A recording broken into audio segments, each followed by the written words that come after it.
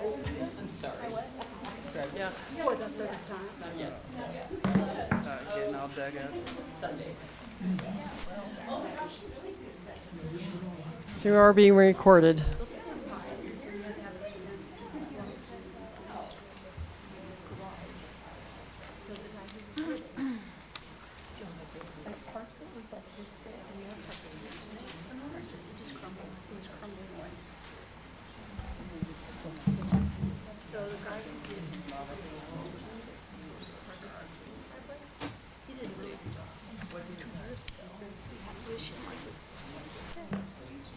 I think yoga is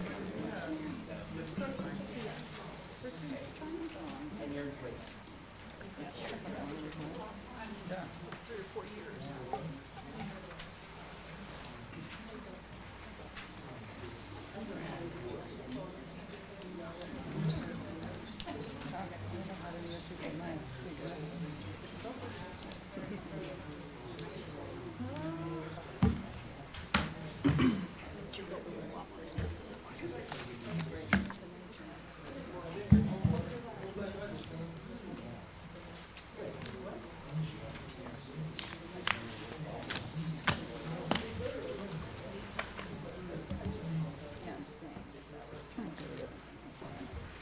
A lot of questions answered that planning commission that I had about it. So, yeah, I don't know how to go over tonight because there were valid questions.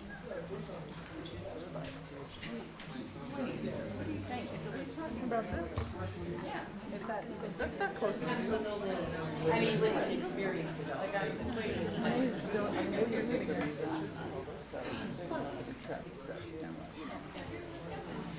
And this is in school.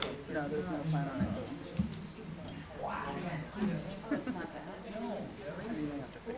Oh, I didn't, I just was like, That's why I was like, wait a minute. It's sorry, I didn't read that part yet. Yes, that is true. not really close, but. Planting marigolds turning. I called them in the middle.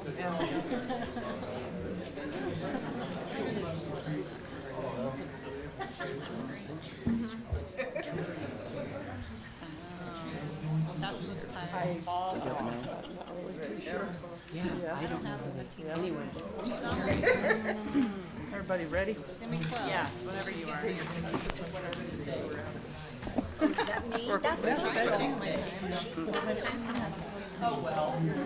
All right. The time is now 6:30. I'm going to call this meeting to order dated June 20th, 2023. Recording in progress. Roll call, please. Trustee Cesaro. Here. Sorry. Trustee Hartz. Here.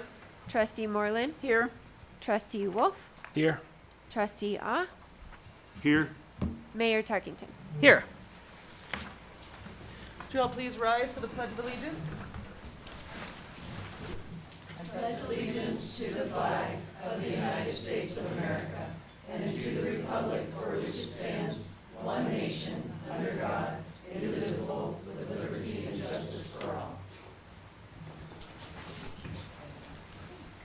Does the board have any conflicts of interest to announce at this time? Yes. 3A, 4A. Okay. Noted. Anyone else? Okay. I'll move on to general public input. If any members of the audience would like to address the board not pertaining to the public hearing or items on the agenda, you can please step up to the podium. State your name and address for the record. Hi, I'm Jackie Moreland, 118 West Mill Street, just next to Taco Bell, or Taco Boy. Oh, gosh. So I'm here to say, so long, farewell. And I moved here in 1979. Wow. And so I know a lot of you, and a lot of you I don't know, but I just want to say it's been wonderful to live here. I'm going to Littleton to help my daughter with a 2-year-old grandson and a 3.5-year-old granddaughter while they build a house in Salida, and her husband is gone 5 days a week. So I have a couple things I just wanted to say, and just so you know, I was the first recreation director for Bayfield, along with I had the first preschool, and that preschool happened to be the first one that welcomed kids with disabilities. I had more kids with disabilities than not at first. And then that just grew, and then I went on from there. But I've been involved with the town. My husband was involved over 18 years on the town board. Also over, I think, 9 years on the planning commission. I was there when they dedicated the Joe Stevenson Park. I got that together, found the person who planted the trees, and then I went on to be the rec director, and what fun. I drove the bus down to Ignacio when the pool was there and taught kids how to swim because kids were dying in irrigation ditches around here. Some of you might remember that. So I'm here. Also, I was a big part of BEEP, our preschool. I had the idea, and then I found all the people to come together to make that preschool happen. I helped with the 1% sales tax with Kristen over here. Took, what, 4 of us to do it? And we did it, and that was successful. So there's 3 things I want to leave you with. I love Bayfield, and I will come back. I'm leasing my house for a year. But I think I may go on to bigger and better, different things, maybe smaller things. But I wanted 3 things to talk about real quickly. 1, I've been promised that there will be an Ed Moreland Memorial, some kind of sign on Mill Street, and I hope you will follow through with that.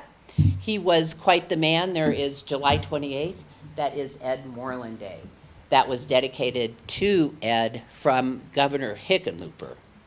Secondly, please do not vote for the lodger's tax.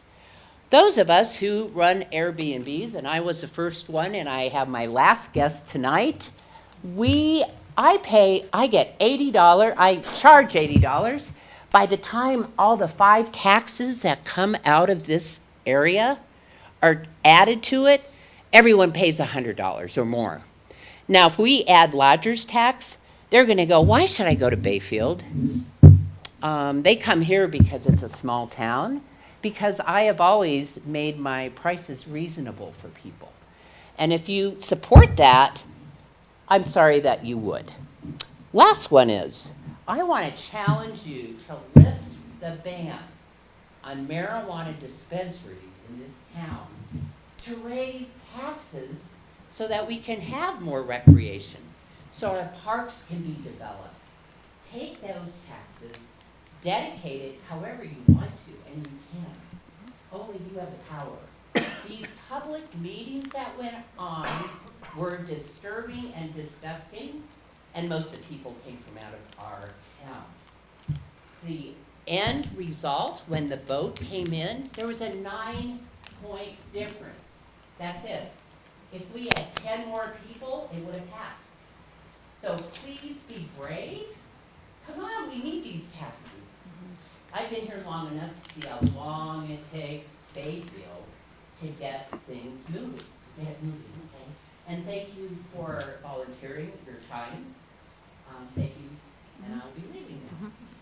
Thank you. Good luck, Jackie. Thank you. Wish you luck, Jackie. Yeah. Anybody else?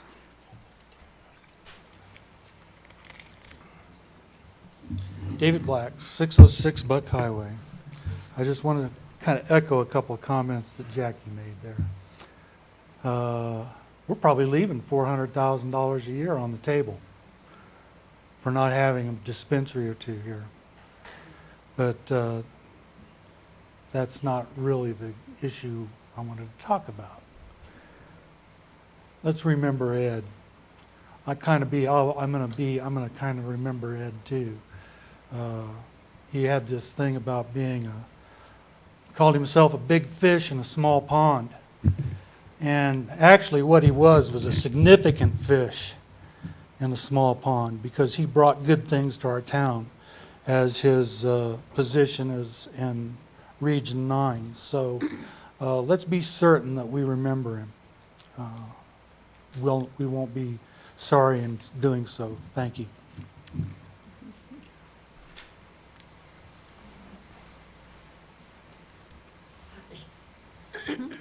I'm Kay Phelps, Catherine Phelps, and I'm here to just say kudos to Ryan.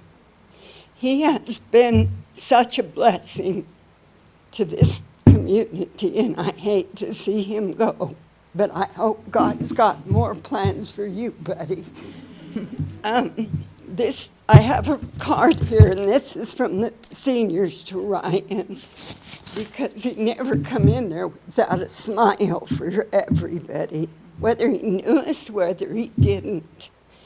Our yard is beautiful down there.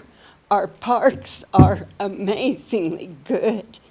Our little kids are having wonderful times, and when it says it's time to play, they're there or they're not. But he's got it organized. And I've got so many kids and grandkids and now great-grandkids that I've watched all these games until I'm so glad the summer's over for the little kids. But anyway, I just want to give this card to Ryan and thank him for what he's done for Bayfield. Thank you, Kay. Hey.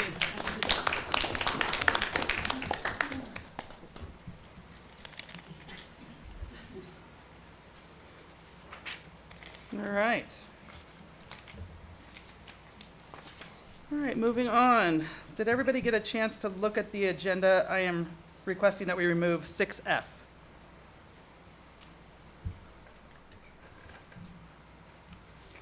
We just need a little more time on that. So I'd entertain a motion to approve the agenda removing item 6F. We have to do general public input on What the I did. agenda.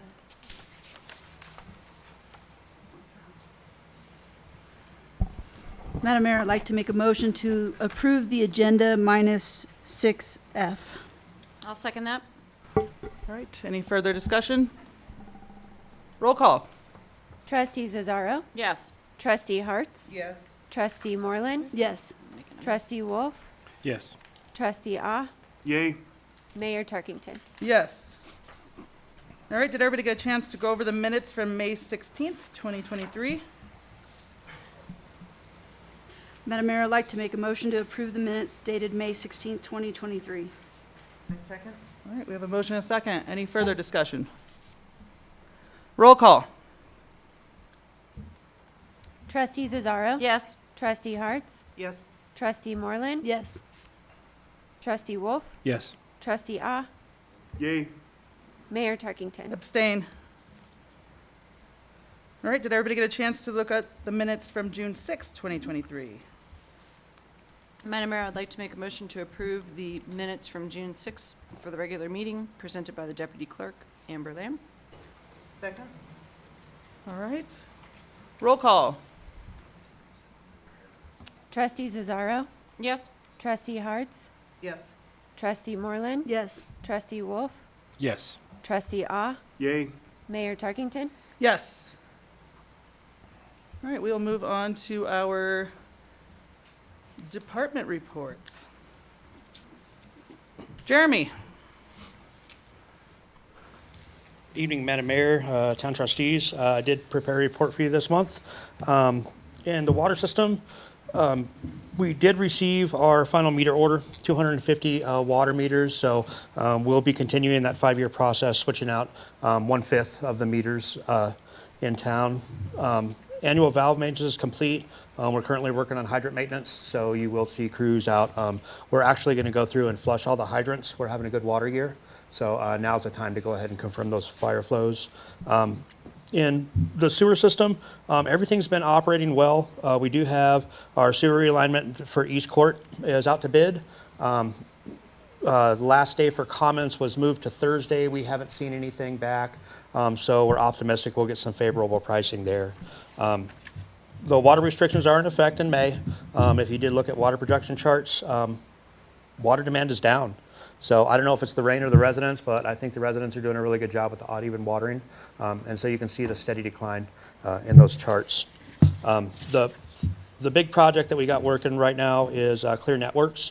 They've been mostly on the north side of town doing a lot of boring and fiber optics installations. So we have another bore crew that's going to be starting on the south end of town in Mesa Meadows in a few weeks. So we'll see some more construction there. I'd be happy to answer any questions if Do you know when they're projected to be completed with that? They're hoping August, Okay. and I think it's kind of optimistic. So That is optimistic. that's a lot of pipe to put in the ground, but that's what they're hoping. Thank you. Great, thank you, Jeremy. All right, Nicole, community development. Good evening. So a couple updates. We have our last comp plan working group meeting next Tuesday. We're going to talk water. We have our water engineers coming to do a presentation, as well as 4 cores coming to do a presentation on water sustainability, water reuse, and gray water. So I think it'll be an interesting conversation. And then Jeremy's going to talk a little bit about our town system and our sewer as well. And that's our last meeting, and then I'll be doing some red lines on the plan, get it back to our working group for their final comments, and then we'll do a public draft before it comes to the Planning Commission and Board of Trustees for final approval. We also have, I just wanted to give you a couple updates on construction. Marlin Tiny Home Village is open. So that we just approved their first tiny home that someone can live in. So there's a few out there that are for sale that are not occupied, but we have the first one that we just approved the permit for. Orchard Plan Unit Development, that's on the corner of Clover and Orchard. They have 2 building permits that they just got, one CO for, one's close, and that's certificate of occupancy. You have to have that before you can move into a unit. And they have 2 other permits that are actually we just finalized, and so once they pay for those, they can start construction on 2 more units. And then Mustang Crossing Phase 1A. This is the project just east of Mesa Meadows and south of Clover 7. They've received approval for Phase 1A for 19 units, and they have already started construction on that. So people will see dirt moving. They're doing the infrastructure first before we start seeing buildings get constructed. And then just building permits to date, it was a very busy spring, and so since January 1, now we're at 44 as of writing this. 4 new permits came in, and 36, so 40 of them since March 1st. And we have 8 permits that are for new residential. I just got another one, so that's 9 new residential permits. And just to comparison, last year we had a total of 66. So we're already at 44 in June. So I think we're going to have a busy summer. And then it's just some grant updates. We did finally get the notice to proceed for the pedestrian crossing, so we'll be getting that contract finalized with SEH. So they're going to do some summer counts, and then we'll do another fall pedestrian count once school's in play. And then we will determine if there's a warrant for some type of pedestrian crossing at that location. We also have the Revitalizing Main Street, East Mill Street sidewalk project that's underway. So we're at 30% designs, and we'll be meeting next week to talk about the 60% design. So moving forward with that so that we can get those sidewalks constructed before the end of the season. And then the third grant, the Transformational Affordable Housing, I have a separate memo that I'm excited to share with you on that grant later in the agenda. And then the congressionally directed spending for the signal. Again, we'll know more as federal budgets get created and approved later this year. But we do have support from Congresswoman Boebert and also Senator Hickenlooper. I still have not heard back from Senator Bennett's office yet if they're going to support that project. And that's what I got. Any questions for Nicole? All right, Chief Hogue, we'll have you do our police department report. Good evening, Mayor and Board, and the rest of the community for coming out tonight. Starting off the month, our police department and fire department and some of the deputies, we played a basketball game against the Bayfield Unified team, and again, we lost. They really took it to us this year, outscored us, outplayed us, and it was just fun. The members are also of our department was also invited to the senior center. We had a lunch with them, got introduced to everybody, and I was told what I'm doing wrong and right. It was fun. We had a good time with them. Come back. There's more to do? Okay. Lieutenant Tischer and Sergeant Stritzel conducted a presentation for a body-worn and in-car camera grant. We were awarded the grant, so we are now researching the company to provide us that equipment and gear, and it looks like it's going to be utility, and they will also, per the purchase stuff, they will also help us with our uniforms. They're going to pay for the outfitting of our vests, carriers, and everything like that as part of the deal. We did purchase 2 patrol trucks this month, and of that, we had received a grant for $25,000. We provided the invoice to the grant, and we should be getting the check, or we may have gotten a check already, so we did get reimbursed for part of that. 2 of the vehicles we did have in the inventory, the Humvee and the 2012 Dodge Durango, we have put them up on auction now, so that once they are done, we'll get the funds and put them back in the general fund. Last month in May, I did a big tour of all the agencies and all the other places, introduced myself. The list is long. I went to everybody I could possibly do to reintegrate Bayfield, the marshal's office, now police department, into the law enforcement community in our whole entire county and adjacent communities as well. So I went on a visiting tour and talked to everybody, so they know we're out here and we're ready to work with everybody else. We did promote Dustin Stritzel to sergeant. The whole entire department completed training on the new Taser 7. We are in the process of rebuilding the policy manual. This month, we did change our name from the marshal's office to the police department, which is helping us out with some other avenues that we are now starting to see the benefits is the talk, the promotion of the community to our department. And we just put out our new advertisement for positions open. We do have 3 openings, and we've got testing next week. We do have several that are very interested. So we'll be testing them all next week, and hopefully we'll get a couple of them out of that to where we can start filling some of the empty belts we have. We did have 3 use of force last month, and they were all fell in within compliance of our policy. Everything was reviewed, all the videos, statements, everything was done, everything was on board. The calls for service, we did a comparison from May 2022 to 2023, and we had an increase of 26% in calls. A lot of it is our own officers starting to do a little more self-initiated activity, going out doing building checks, neighborhood checks. The vehicle stops sort of stayed the same, the arrest stayed the same, but we're getting out in the public more to be seen, so they're creating their own calls for service. Outside of that, we are still recruiting actively, and I'm in the process of working on that retention for recruitment program to where we benefit our employees to recruit better employees because they see how well we are doing here. So I just about got the package done. I'm getting ready to present that to the leadership team. So any questions or? No, thank you for your transparency on those. Oh, you're welcome. All right. Ryan Orndorff. Do you want to address the board?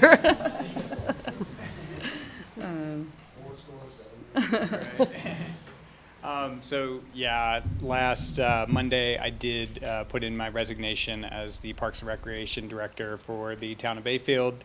It was a really tough decision. I do want to thank the board, Katie, town staff, the community. It's really been an honor serving the community and trying to make Bayfield a better place for the citizens, the families, the kids, the seniors, everybody here. So it just for me, I think it's time for a change. So, but I do thank you for the opportunity. Yeah, we want to thank you too for Thank you, Ryan. everything you've done for this community, and like the senior said, you're going to be missed here. Yeah, Been a I big part of this appreciate it. community for a long, long time. I'm not going anywhere. So. Yeah. Thank you. All right, organization and personnel update, Katie. Yeah, so on Friday, there was staff that came here. We kind of went through the organization, the positions that we have with the town. I came up with, from that, we came up with some organizational charts, so we have a number of them in here for you to review. We kind of have, the first one, 2024, 2023, just for your information, the transition piece, and then something this weekend I kind of started thinking about, when Becky left, it was kind of the same thing. And I think that what we're looking at is there a lot of duties that are assigned to the Parks and Rec director that maybe we need to look at something different. So Ryan made a really interesting comment the other day, is that Scott Key hired him. He was here for 5 years. Scott also hired Becky. So we've had, and Scott started in 2007, so we've had 16 years of, institutional knowledge. And, it's going to be difficult to move ahead without somebody that's been in this position. But maybe this is the time to take a look at, maybe separating those duties. The recreation for the kids, adults, all the things that are going on, maybe that's almost a separate directorship position. So in Ryan's resignation letter, it says, this is a hard job. And we know it is a hard job. As a director, I wear lots of hats. He was planning Joe Stevenson, park restrooms. We had a brawl at the softball match on last Thursday night. There has been, the old middle school, basically soccer, youth soccer is growing. Everything is growing. And, years ago, there used to be 2 people that worked on recreation and parks. From my understanding, until they started dwindling staff down after the 2008 downturn in the economy. So, I'm kind of looking for direction. I guess probably my biggest question is that you as a board, do you believe that maybe it's time to take a look at something? I'm not saying you adopt something tonight, but, giving staff direction to kind of go out and maybe take a look at this a little bit differently. My overall scope is going to be, how do we fit salaries into that? And what is that going to look like? Whether it's a transition or whether it's a going forward. Thursday morning, I was getting ready to post that position, and I thought, I've already kind of moved too fast in some other positions. Maybe this is something we slow down to and make sure that we're doing it right, versus having somebody else basically find that this is an exhausting job with so many different directions to go. And everything is not here at Town Hall. It's all over town that needs his attention. So I'm looking kind of for your discussion on this. As someone who was in that meeting on Friday morning, the bottom line is every department needs some help. It's coming our way. I think it was a very productive conversation, and, I always urge the department heads to be honest and open about what they need and how they're feeling. And, look, Parks and Rec, we're burning them out. So I think, that's something we really need to talk about. And then, Katie brought it up too. It's like we also lack an HR department. And as our workforce is growing here, that's another thing that we're going to have to address. And I don't know I almost feel like this could be a work session for us. Because It's I think definitely going there's to so many come. moving pieces to it. July, it's not that far away. Your Yeah. first work session is July 25th. So, but it would be good to basically throw something by you on the 18th before that work session, or either come up with some different plans for you to consider. Somebody said, well, what's this going to cost? And I said, well, it's going to cost a lot. So, how we put that together is if, either that or we start looking at reducing services. All of these are tax funded. They're not funded, even though there's a fee for youth and adult sports and other things, there's still, it doesn't support itself. There's a lot of capital improvements and a lot of staff that goes into that. The struggle of finding staff. When we thought about an HR department, everybody's hiring and entering and determining who has a credit card. We got to figure out, we got to do this better. Just like I explained at our last meeting, we found some HR documents that would not have been good if they got into the wrong hands. So, it's a matter of basically looking at things more seriously and not burning out one or all of our department directors from wearing just, numerous different duties. I think we should approach it systematically. It's super important, as you grow, that you're planning for the future, which has to do with money, where the money's gonna come from. Has to do with, how many employees you think you're gonna need. We have a lot of growth that's getting ready to happen in Bayfield, and we should actually be ahead of that game already on trying to figure out what that's gonna look like for the town. I mean, we're gonna need more police officers, we're gonna need more staff. And we did on that one, on the future draft, there's all these proposed, if you see those.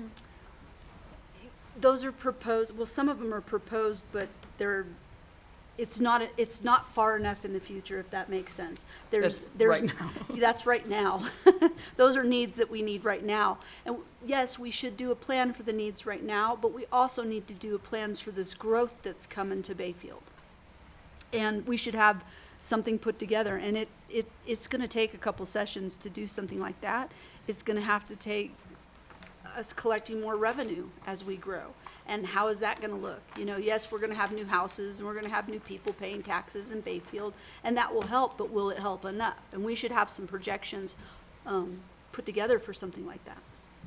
So typically, that's a strategic plan and a service level document that you would give this information to a consultant and basically have them put that together. Granted, I'd be more than happy to help assist with that strategic plan, but I too am going different directions as well. Right.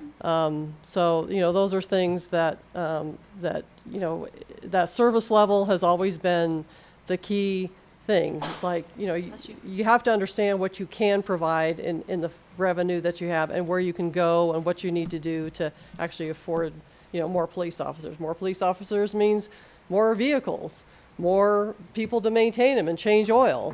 Those are all things that you take into consideration. Typically, a consultant would have those skills to put that together with the assistance from the directors and myself.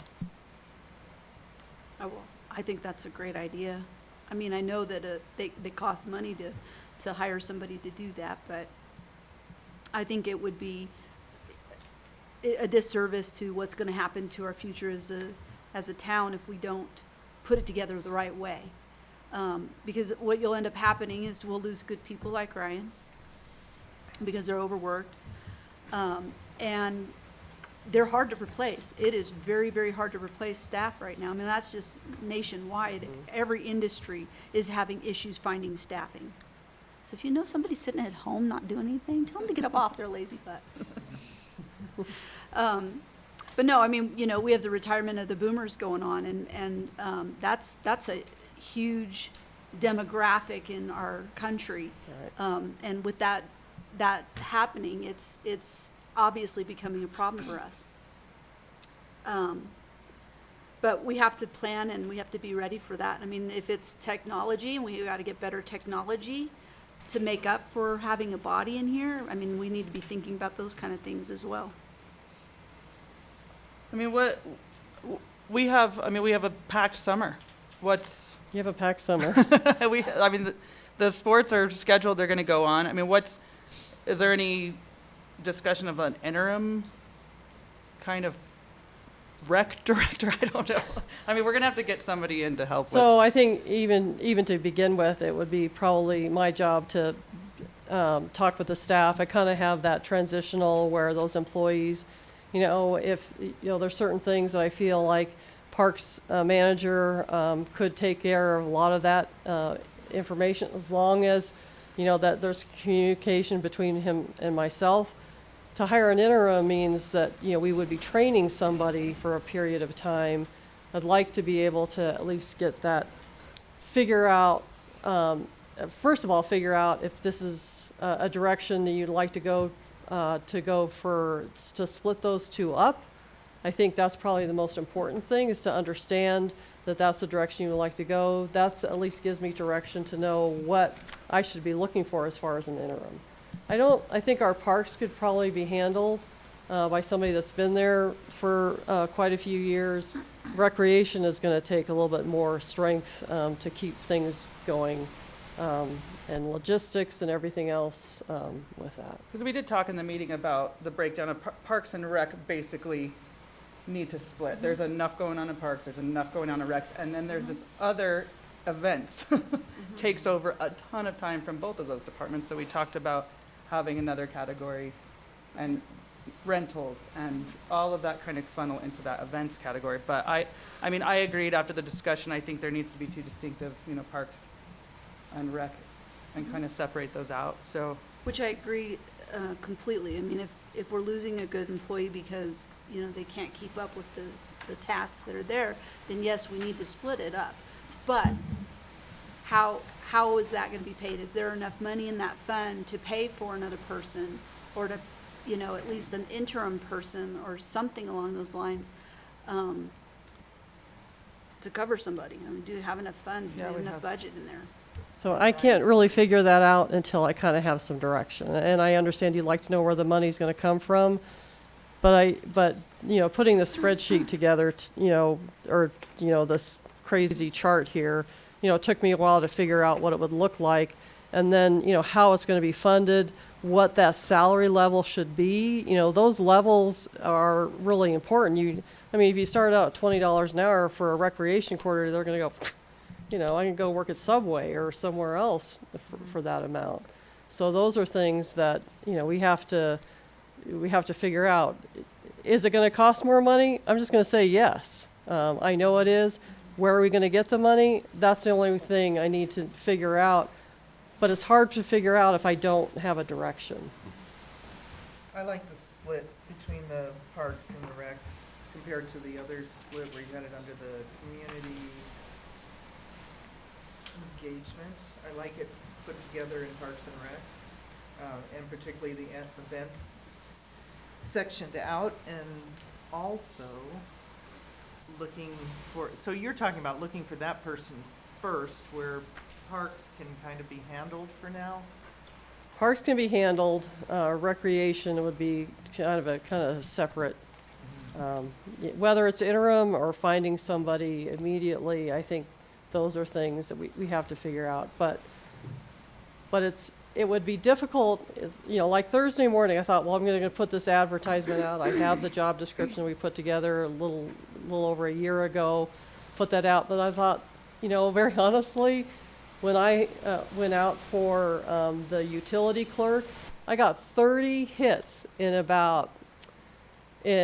probably less than a couple hours on Indeed. So the thing is that all of a sudden now, not only am I trying to figure out how to, figure out our admin staff, now all of a sudden I'm trying to deal with a barrage of incoming resumes that really I'm not even too sure. And so I started really just deleting some of them. I just knew that were not even a possibility. But obviously it's a great program, but that all takes time as well to make sure you're scoping through there. So if I'm going to put out an advertisement, I'm going to take the parks off. Yeah. Right. Let's put it that way, Right. and then figure it out from there. Okay. And then as far as the consultant, and I'd like to have a working group, and I would like to have some input from each department and get some guidance from internal first. I know you had that meeting last week, but in our working session, maybe we could include some of that. So that would probably, I think the best time is to have that on the 25th. Your 18th July meeting is going to be another big one. Sorry. But the 25th is typically our first meeting, and it can be our longest work session because we're really putting a lot of those things together. But if you can plan, maybe starting at 6 o'clock so we're not here all night long, because I think it's going to be really important that we figure out where we're going to go. And if you'd like me to at least bring some samples of what I think it would look like, I can start that. But I'm not going to have everything. That's okay. Samples are good. Yeah, and I'm comfortable moving forward with, Splitting it. well, getting the advertisement out for the advertisement Just out. removing the And keep parts. in mind that, you know, Even health if it's insurance interim. is looking to increase, police liability, the large settlement in Idaho Springs, and that county, CRSA is looking at probably raising our police liability. So all those things, you know, it'll be a guess. So I can start out with salaries, but, you know, guessing what insurance is gonna be is kind of a whole nother, another game. I mean, are you comfortable with that, or is that? I'm comfortable with that. Good Gives us a direction. place to start and move forward from. Okay, so we'll plan on that first workshop starting at 6 o'clock. And we'll have dinner here if that helps, dinner, and we'll make sure that Kristen, our new receptionist, gets that done for me. So anyway, we'll start there. I really appreciate it. I know that we did hire Dustin Hayden. He did work for the county. Glenn Lewis has just been a great person at our front counter. It's just not what he really wants to do. So Dustin is filling in. He's the one that's doing all our archiving right now. We did get him fingerprinted so he can do all the HR stuff at a later date. So anyway, we're moving ahead on that quickly and as quickly as possible. And he does have experience in archiving, so. Okay. 4th of July planning update. Yes, so if you do go to our website does have that new flyer that Parks and Rec put together. If you go to news and announcements, right underneath that is a Bayfield 4th of July event schedule. So I certainly encourage everybody to look at, you know, all the what to bring, what not to bring, and everything else. So. Okay. A letter of support for the wildlife crossing, CDOT. That Yes. was included in your packet, page 26.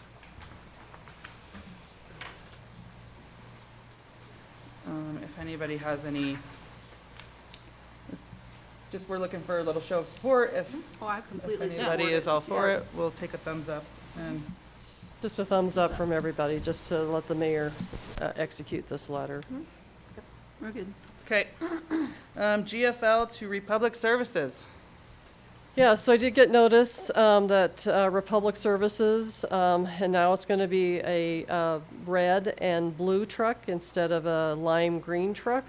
But I'm sure we're going to get lime green trucks for a while. But they did send a letter in the packet, and there's also a schedule in the packet so everybody knows when their trash is going to be picked up after a holiday. So. All right.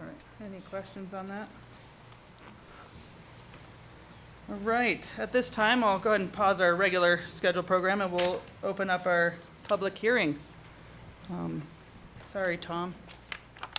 You gotta-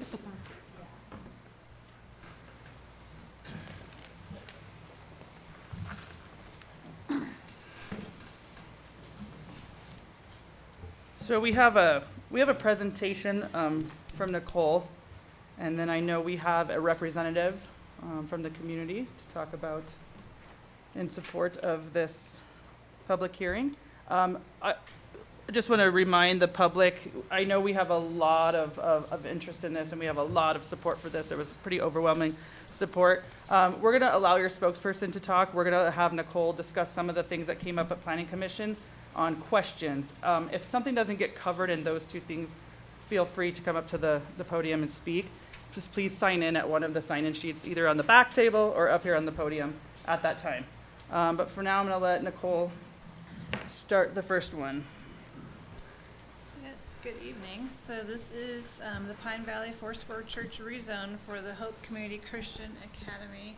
The project is located off County Road 501 at 1332 County Road 501.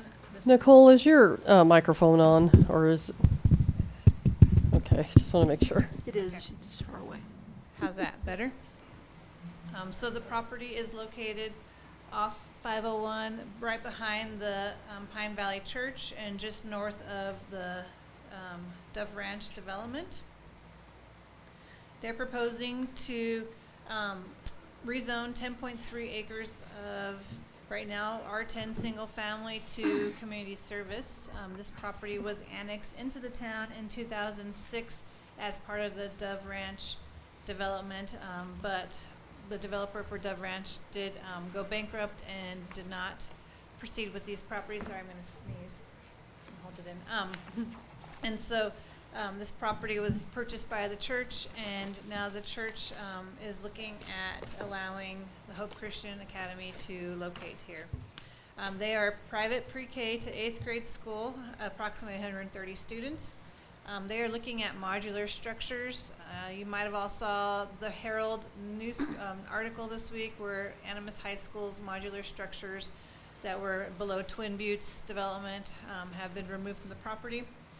So these are the modular structures that they're looking at utilizing for their classrooms.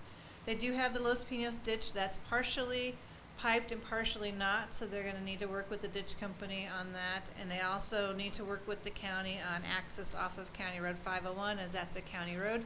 So the county will have to issue a new access permit for them to be able to add additional traffic to that driveway. I just wanted to show a couple pictures of what the modulars look like. The Animas High School, you know, they were approved under the City of Durango's codes. City of Durango also has a lesser snow load requirement than Bayfield does because of our elevation difference. And so they do need to make sure that the modulars do meet our code requirements. The town of Bayfield will be the one that would be issuing the building permits for them to be located. And we have already started those conversations with them about what's needed for those. They did provide some good graphics for you to look at. I know you have some larger ones there. This is just an overall rezone plan for the site that just shows the modulars located on the back of the property, or the back of the church property. And then more of an illustrative conceptual plan for what they're proposing to do for the parking lot and the landscaping where the building's going to be located. There is a set of rezone criteria within the land use code, and that staff did review, and it's part of the packet. The applicants went through and provided some answers to the criteria, and then staff also responded to the criteria. But overall, what they're proposing for the rezone does meet the criteria in the land use code. And so again, this is a rezone, but they also have another step to this process. And so community service, it's what all our schools are zoned. So every school, public school, all of our public buildings, we're all zoned community service. And so for them to rezone that, it had to go to Planning Commission and Board of Trustees, and then the use by review. So under the land use code, in the community service zone, educational facility does also require a use by review, which is a site plan review process, but that is also heard by the Planning Commission through public hearing. So they will need to go to Planning Commission if the rezone occurs to finalize that use by review before they can start constructing the school on that property. A couple other things before I get to the findings I do want to cover is, you know, it was a pretty long public hearing at the Planning Commission level, and I briefly summarized some of the concerns in my staff report packet, but I just wanted to go through some of the concerns and answer those questions. And as Mayor Tarkington said, if those same concerns, if people are wanting to repeat that, it's already been said, and just if there's anything new to add to the list. So I'm going to go through these really quickly. We had a lot of people that spoke in support of the project, so I'm not going to cover those. I kind of outlined that in my staff report. But there were a few that had some concerns. There were a couple that lived on North Taylor Circle that are off of a privately owned shared driveway that has a few different homes off of it, and they would be backing right up to this property. And they're concerned with where the sewer line is going to be located. Staff's been working after the Planning Commission, working with the applicants to determine where that needs to be located. And so that will come through as part of the engineering plans for the use by review. So we'll have a lot more detail at that next stage of the planning process. There was a question about why we would be rezoning something from housing to a non-housing use. And what staff's response to that was, anybody can ask us to rezone a property. And what we do is we'll use the criteria in the code to determine if it's an appropriate location for that use. In terms of housing, you know, we have almost 900 housing units that I've reviewed in the last year and a half for the town, and these properties were not part of those units, and so they have not come forward with wanting to do housing. The church has made it, has been transparent about their desire to ultimately do something different, looking at an event center arena at that location or just east of this location, and has been pretty transparent that they don't want to do housing up here. And so in our housing reviews right now, this is not part of that, so staff wasn't really concerned, considering we do have enough housing in review to pretty much double the size of Bayfield in the foreseeable future. There was also wanting to make sure that there was a commitment to remove the modulars when the school moves out, and staff did have that as a condition for the use by review. We want to understand what their the school's process will be if they do relocate or they do build a new structure that's a more permanent structure. Then what would they do with the modular units? Let's see. There was a question about who pays for the sewer extension. All development pays for their extensions, so the school will have to pay for that sewer extension for the main, and then as well as connecting their service lines to the main, and then ultimately the town would take over any mains, so any water mains, any sewer mains. We ultimately take over maintenance of those, but it is the developer's responsibility to do those extensions. And then what we do is we have what's called a warranty period, where we watch to make sure that they function correctly, and then after a period of time we accept them as public improvements and we take over the maintenance responsibilities. There was a concern about the access road off the church access. There's a property that also has a driveway off of that access road, and so just again, they have to get an access permit from the county, and our engineers will also review what's proposed as part of the next level of planning. There was a question about if the rezone, if the school ends up not going to that property, can the rezone revert back to residential? And that was an interesting question, because we asked our town attorney the same question a while back of, is there a way we can do a condition where if the school decides not to locate there, it can revert back? And the answer is no, because it is adopted by ordinance, and so you can't just erase the ordinance. So but there could be a process, like if the school does not move through with that property, the town can work with the property owner, which is a church, and possibly put it back to residential zoning if the church so wishes. But essentially your approval is a final approval for that property to be rezoned, if you do vote yes for that.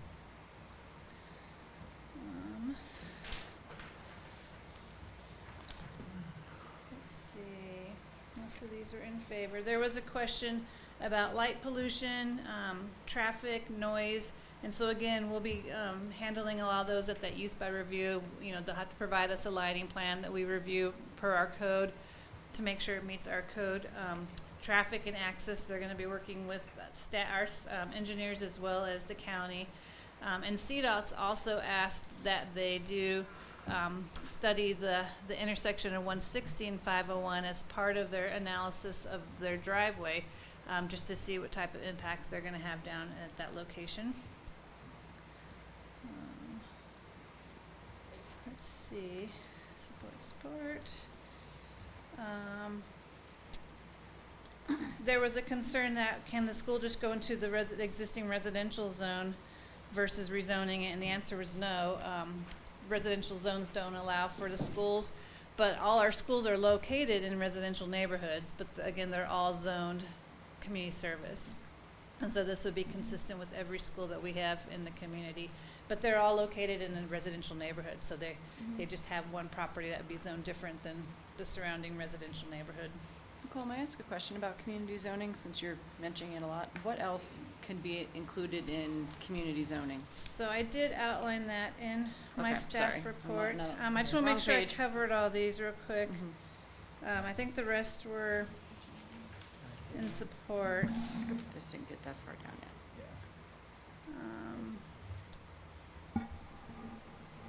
Yep, the rest were in support. So in the staff report, I did outline what else is allowed in that zone. And there's a few that are allowed by right, which means they would just need to do a site plan review process and work with staff. And then there are a few uses that would go to the planning commission for a use by review. And like I said, educational facilities does need to go to the planning commission. The ones that are allowed by right, medical facility, parks and open areas, bus terminal, which I thought was interesting. I'll be looking at the land use code coming up probably in the summer, early fall, to do a series of amendments, and I might be taking a better look at what uses are allowed in this zone. But commercial mobile radio services, major and minor utilities, commercial parking. So those are the ones allowed by right. And then the use by review has, you can still do some residential in there, group home living, educational facilities, government facilities, airports and heliports. Again, the larger commercial radio services, indoor entertainment, outdoor entertainment, offices, and resource extraction, which is oil and gas. And so I did provide that list to you all, but those all require that extra planning commission review of that. And so with that, staff did put together some findings and conditions. The Plan Commission, they had 5 members present, and they all did vote in favor of the project with the findings and conditions that staff did have in the staff report. Findings that it meets the land use code and comp plan, that it meets the rezone factors spelled out in the rezone section of the land use code, and that they will be required to go through the use by review process. And then conditions, it needs to be adopted by ordinance, so staff did put together ordinance 491, and the town attorney has reviewed and provided some additional comments, which have been captured in the copy that you have in the packet. It needs the use by review, the next process needs to meet the use by review criteria in the land use code and all the submittal criteria. And then there was a bunch of agency comments as part of this process that do also need to be addressed in that use by review process.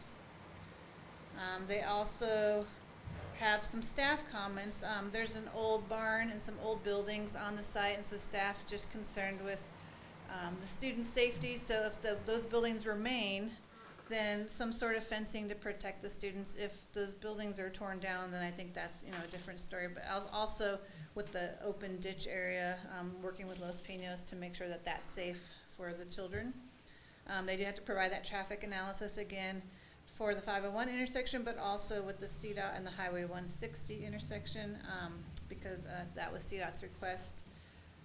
They do need to provide a stormwater facility, and so that needs to be engineered as part of the next phase. Geotech report specifically for how the foundations are going to work for those modular buildings. Their plan to remove the modular structures, and then staff also is asking if this does not go through, we would like a plan for what we're doing. The rezone, is the church going to keep the rezone? What is their idea for the future of the property if the school does not go on this property after all? And then they also need to, again, work with the Los Pinos Ditch Company to figure out how to handle the ditch areas that are not piped right now. And with that, I'm happy to answer any questions that you might have.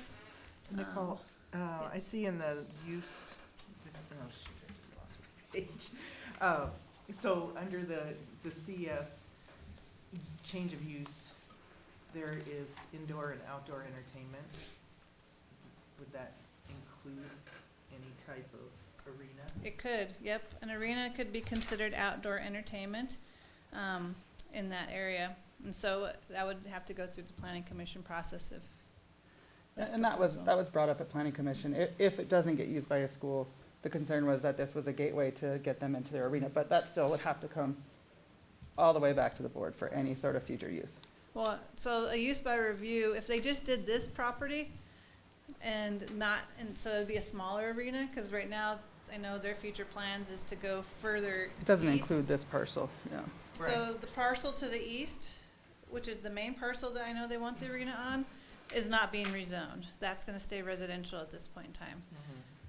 So, yeah, I mean, if they had a small arena and they wanted to go through a use by review process to planning commission, they could do that for this piece, but this one would have to go through a rezone if you ever want to put an arena on the larger piece.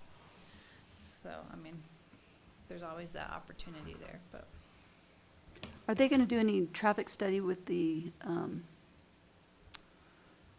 intersection that, all the traffic from Dove Ranch comes out of? Because that's a busy intersection, just that right alone. I'd have to probably talk to the county and see if the county wants them to look at that one as well. Those are all county intersections. Right now, the Right. county's just said that they wanted them to study, this intersection, but I haven't heard. I would about like this them to one yet, mention it. I but think yep. stop sign might be a good idea.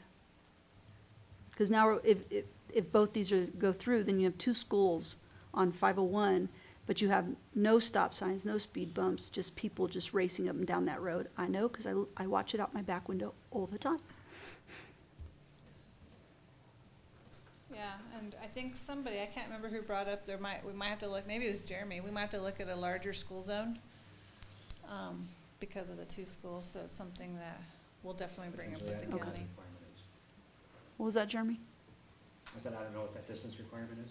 Okay. That's something to keep in mind. Do you have any other questions for Nicole? I'm going to invite Jeremiah Ackerman up to the podium to speak on behalf of the applicant. Good evening. Let's go up.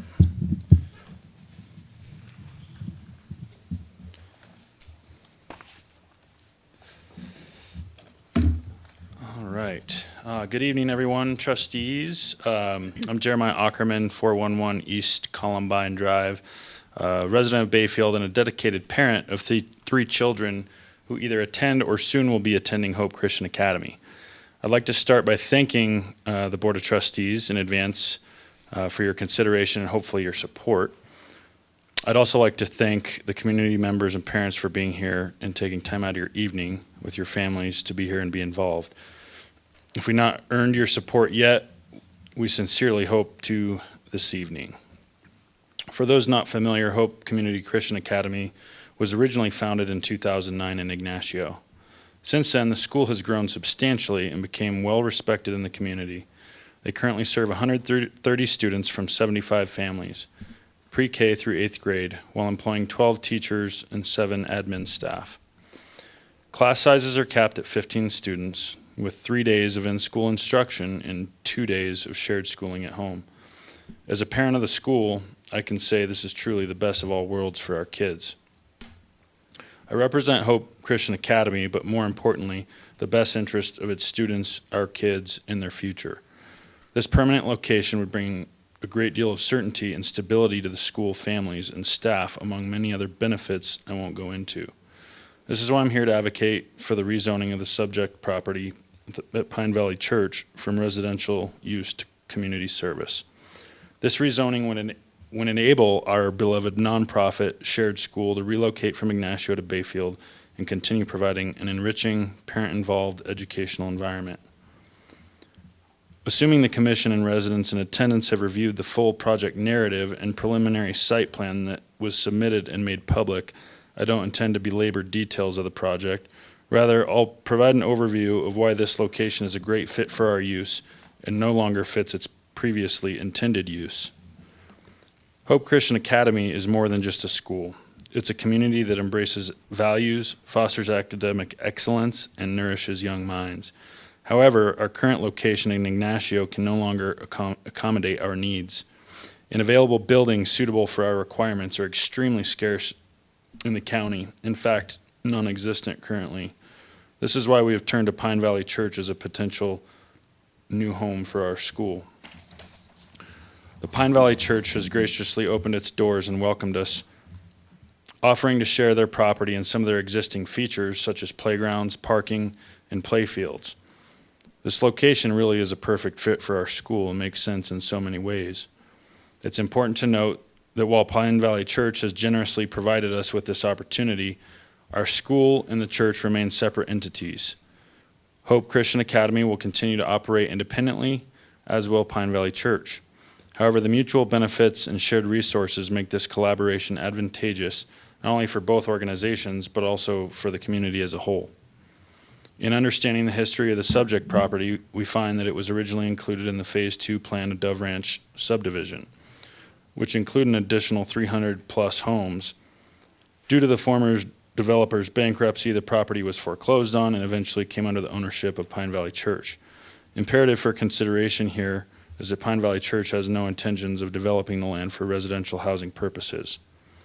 By rezoning the property to community service, we can repurpose it in a way that aligns with the visions of both Hope Christian Academy and Pine Valley Church, while adding value to the community of Bayfield. Concerns about possible impacts are valid and understandable.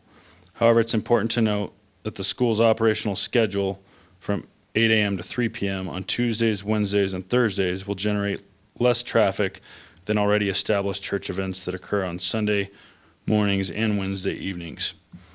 In addition to many events like the farmers markets on Saturdays, funerals, fundraisers, concerts, many events that have taken place there.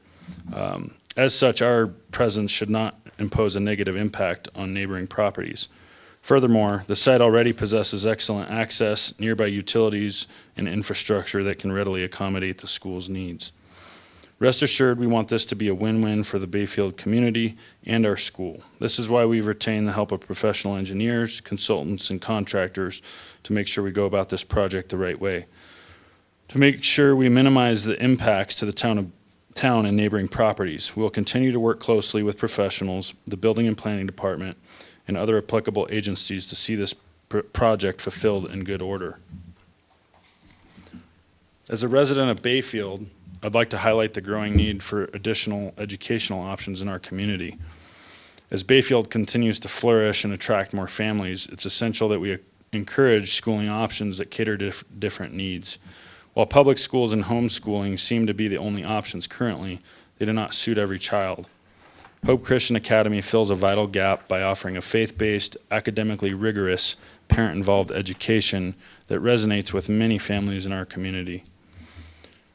On behalf of Hope Christian Academy and many of the constituents in attendance this evening, I implore the Board of Trustees and the citizens of Bayfield to support the rezoning of the Pine Valley Church property from residential use to commercial community service. This decision would allow Hope Christian Academy to take the next steps in the process of relocating to Bayfield, providing an exceptional educational experience for our students while greatly benefiting our incredible community of Bayfield. There's a couple of things I'd like to address as well that Nicole had mentioned. One is these modulars are considered permanent, and we plan to use them permanently. Any move out would certainly be planned, and we would have a contingency for that. Also, the church, again, is not developing this residentially. It has no future plans to do so. The event center, or that idea, has been mentioned. I'd like to reiterate that that is a separate parcel. That plan is, that idea, it's not even really a plan yet. There's been no submission to the town for that project.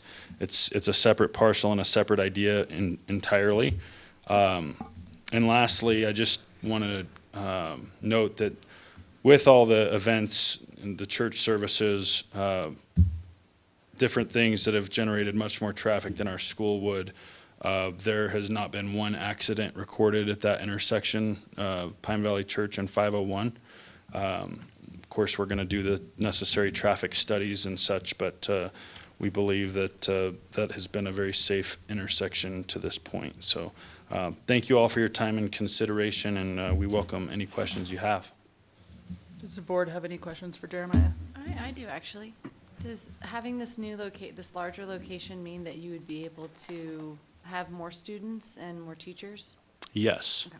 The buildings that we are proposing have more square footage than we have now, and we would have room to expand. So, What would that expansion look like? I can't speak to that. All I'm looking at now is getting the rezone through. I can't speak to the growth of the school. That's out of my purview. Can you tell us how many modular units you're purchasing and what that provides as far as classrooms? If you have 15 per classroom, how many modulars are you buying? How many classrooms? You want to speak to that? Yeah, I'll let Tia speak to that. Okay, thank you. If you would, just state your name and address for the record. T.S. Swanemeyer. I live at 1849 County Road 316 in Ignacio. So the two units, the two big brown buildings you see are each 12,000 square feet. So that would we're in a 16,000 square foot building now. So that would almost double our size. One building has 7 classrooms. The other one has, now I'm drawing a blank, I believe 9. So currently we have 12. So that would give us many more classrooms with that 15 class size. Thank you. Yeah. Any other So questions on it's that? the whole, you're buying all of Durango High School, what it was? Animus. High School, Animus yeah. High So there's School, just yes. 2 buildings. Right. They're each 12,000, then they're made up of lots of little pieces, but 2 constructed buildings. Okay. Yeah. Thank you. You're welcome. So 16 classrooms with 15 kids is 240. Well, they're doubling their size. If they could, yeah, they only have 130 now. That's just gives you an idea So- of proposed. Like I said, before moving on to the public hearing part, if there's no further questions, if your concerns or if Jeremiah didn't address, I know we have a lot of people in favor, just show of hands who is in favor of this rezone here, who's here. I don't care, I'll stay here till midnight, I'll hear you all out, but if your questions did not get addressed, I would invite you up to the podium to speak now. State your name and address for the record.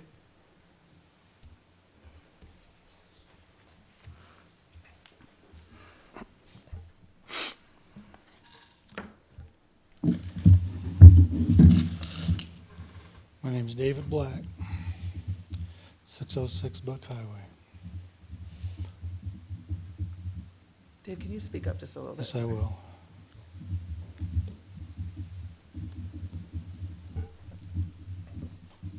Okay. I'm sorry Brad went broke. Really sorry Brad went broke. But he did. A lot of people did, sadly. And when he went broke, he left the town holding the bag. And there's a lot of issues with those parcels up there. The ones that are being asked for the rezone tonight and the ones up behind it also. Plus the areas that did get developed that were all part and parcel of the development that the town ended up with. And we know right now that the stormwater that runs off of there is a lot. And that the ditch companies have issues with it. And so somehow or another in the process here, in developing this, if the board sees fit to approve this, then there needs to be a condition attached to this where a fair share amount of money going, they can determine, as determined by the engineers, should be given to the town to help alleviate the cost of the stormwater retention issues. The other issue I've got is, you know, I personally, if I were sitting up there tonight, I would vote against this, just as a matter of course. But I kind of see that, you know, there's a element within the community that would like to see this go forth. quite frankly, I've been in exactly the same place. I mean, I had a fully drawn subdivision. All it was lacking was signatures. That's all it needed. And the town let me go through the entire process, and then they wouldn't sign my plat. And I can't tell you how disappointing that was. So my solution was to come back and get a community service designation and sell my lots as a single lot to the BEEP people. So where the BEEP school is, has gone through a similar process. And this causes a great deal of consternations in my mind because, like I said, I'm against taking this out of a residential designation as it is now. Mine was never designated residential or anything until after it was already completely done and the town led me down the rosy path because we didn't have any sewer capacity. Well, clearly we have sewer capacity now. So if we have sewer capacity, clearly we could be developing housing units at that spot. So I see the wins. You know, I'm not stupid. So let's make sure if this gets approved for community service that the board keeps control of this. Put enough conditions on this that make certain every time they have something going on up there that they have to come back and visit you. But the other thing I would really like to see is the church itself needs to come in and come into the town, because by what they got going here, there'll be jurisdictional issues.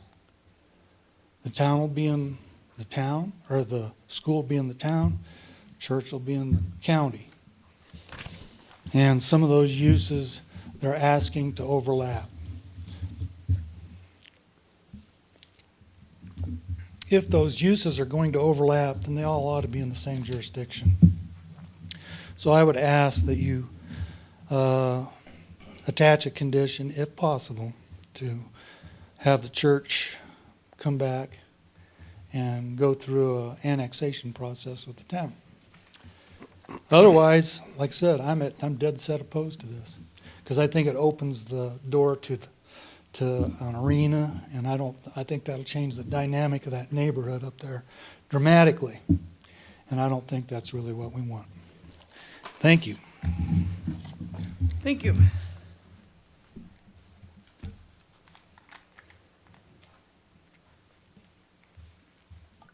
I'm Brooke Smith, 1321 County Road 501, Bayfield. And my concerns have shifted slightly, and I'm more asking for special accommodations for adjacent landowners, Bay Pine Estates and Dove Ranch, and possibly asking for special accommodations, including maybe privacy fencing, dimmer lighting, so that we can still see our stars that Bayfield is so proud of. And also bringing the neighboring, those specific landowners in on the accommodations for the easements for the roads. So those would be my concerns. Thank you. So I just want to make sure that you've signed in.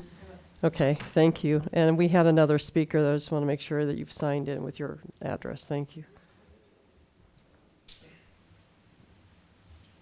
Do we have any other there we go. Already signed in, Andrew Trujillo, 921 East Oak Drive. I wasn't here to speak last weekend because I was out of town, or last meeting, so I just wanted to say a few things in support of the rezone and, sorry, I get emotional. It's just what I do. You all know me. I'm that person, it's okay. Don't cry too long, because I'll start to join you. I love this community. I've loved the Ignacio community and the Hope community that I've gotten to know and that my kids are part of, all three of them. And I just see so many good things happening at that school. just the community, the family, Jesus, and the kids thriving because of it. And we're looking for a new home, and there's an opportunity for it to happen, and I just want to see it happen. And like Jeremiah is saying, we're trying to go through all the right steps, get the right people, get the support of our town, of our community. We're trying to do the studies. We don't want to be obtrusive to anybody. We don't want to be annoying. We don't want to be loud, rambunctious. We just want to educate our children on the truth of Jesus, the truth of academics, and the truth of love and family and community. I don't know if you know, but every year, Hope Christian does many community-oriented events where the children and families get together, and we clean cemeteries. We do veteran breakfasts. We do lots of stuff in the community, and we'd love to expand our reach into Bayfield, Vicedo, still Ignacio, and beyond, because that's what we do. We support each other. We love on one another. We come together, and we're just looking to find a new home, somewhere permanent where we can just continue to thrive. Thanks. Thank you. Thank you.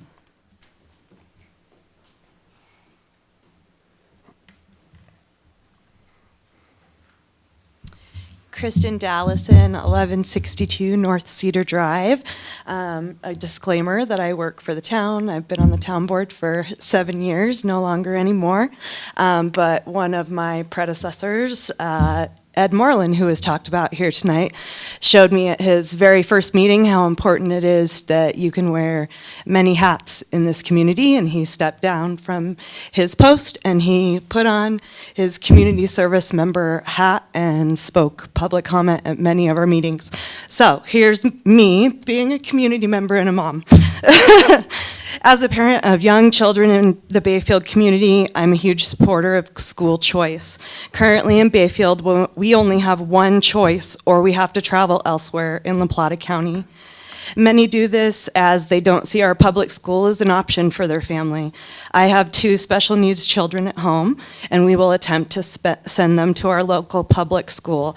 However, only time will tell if that ends up being the best option for them. Many families with special needs choose to go to public school because of the services required to be provided at the public school. However, many also leave for private schooling as the public school system does not end up meeting their needs. In the special needs community, I have met many families who were struggling within our own public school system, and they are no longer struggling now that they are at Hope. Private schools give much more opportunity for smaller class sizes and more individualized attention for each student. Hope's a growing private school that can suit the needs for many families that are more interested in a co-op education shared between teachers at the school and parents at home. I see this project as a major benefit to the community and a best use of the property, as the church has no intentions to plan for building homes on this land. While some people believe that private school is for children of the rich and famous, the truth is that a good education at any school is about the quality of teaching and the programming.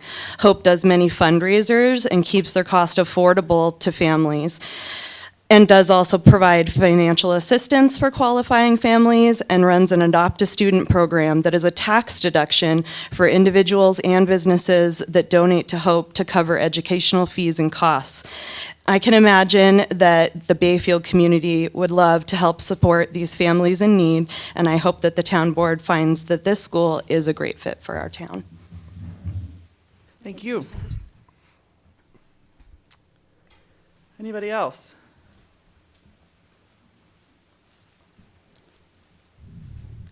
Good evening. My name is Tandy Nossman, 10919 State Highway 151, Ignacio.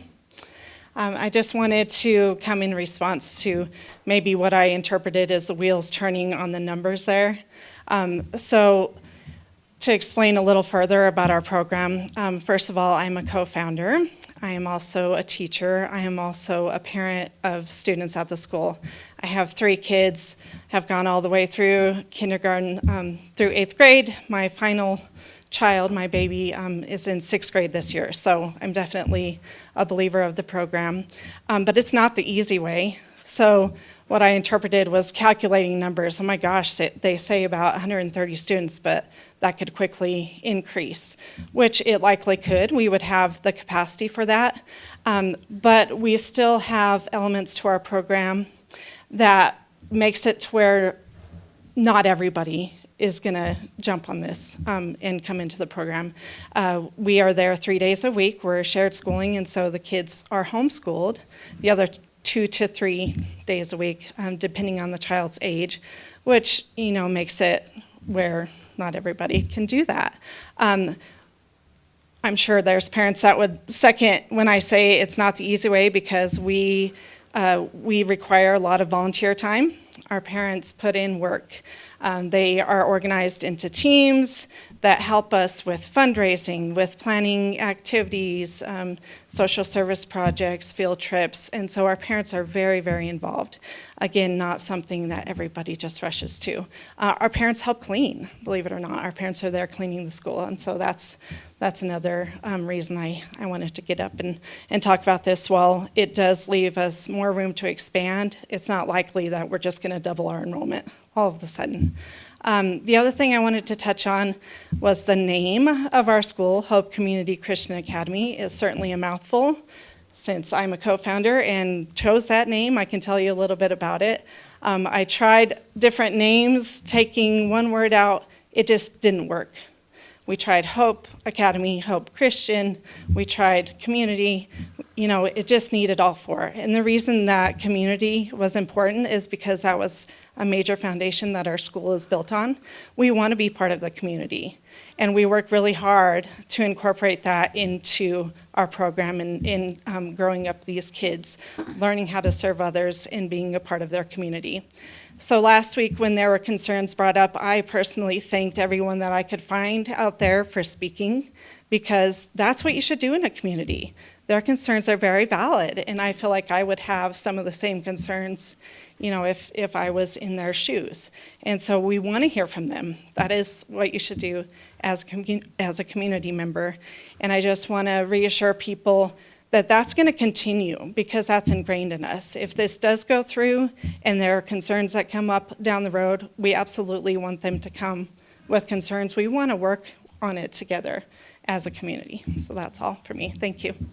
Thank you. Thank you.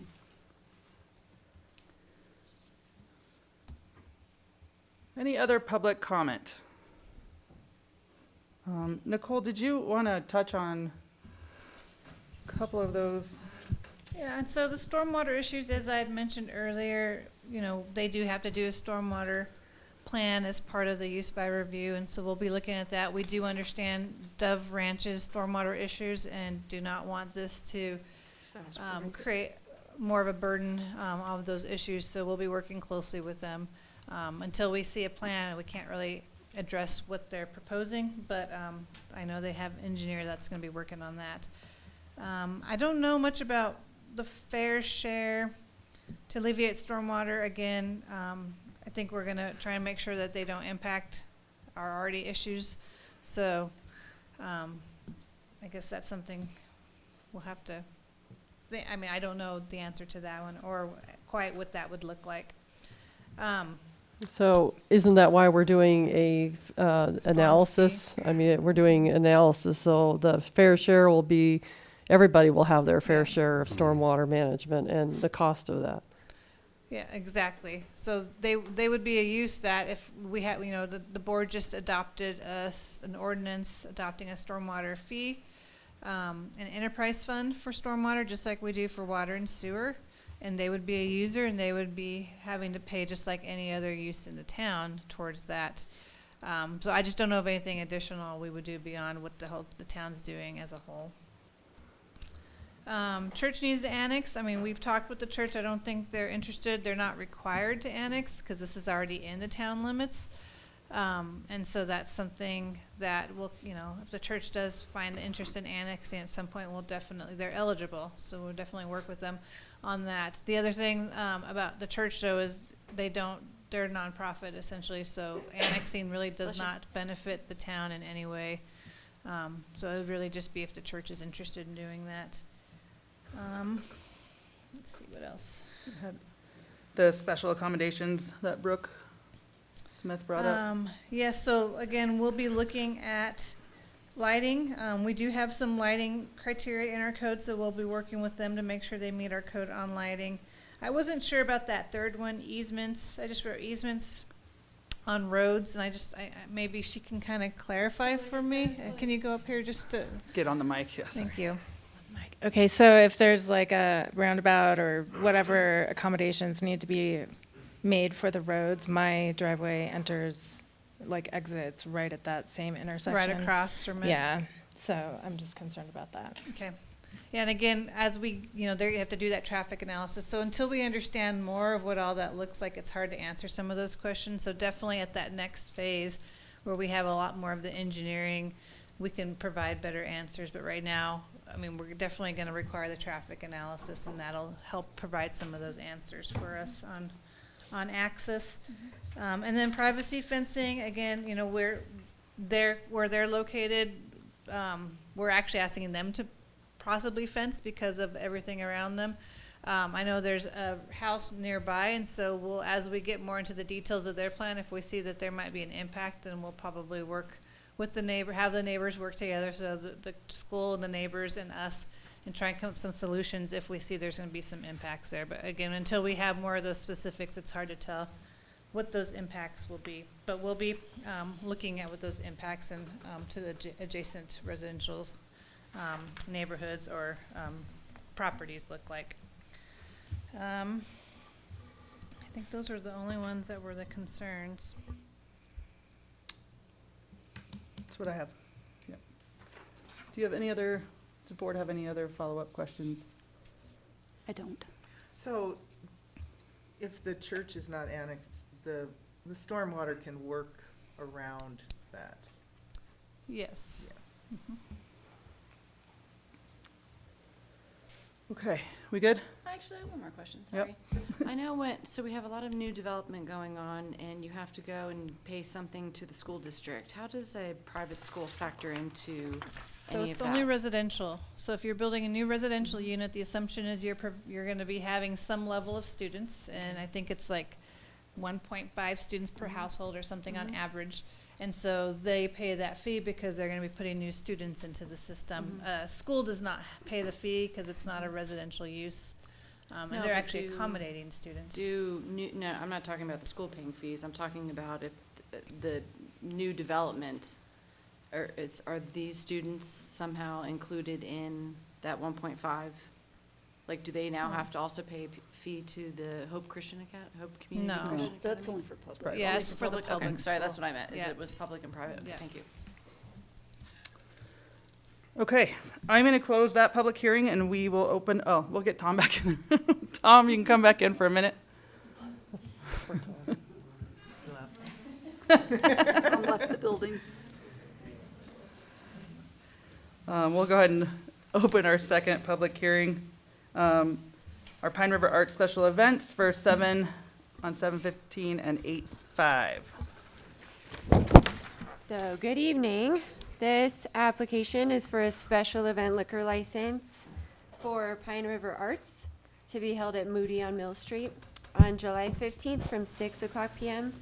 to 10 o'clock p.m. and August 5th from 6 o'clock p.m. to 8 o'clock. Public posting requirements have been met, and staff reached out to the Bayfield Police Department, who had no additional comments or requirements for the applicant. The applicant has paid all required local and state fees, and we recommend approval of the event based on the information submitted. And the applicant, or the co-applicant, or event manager, John Scammon, is available on Zoom for questions.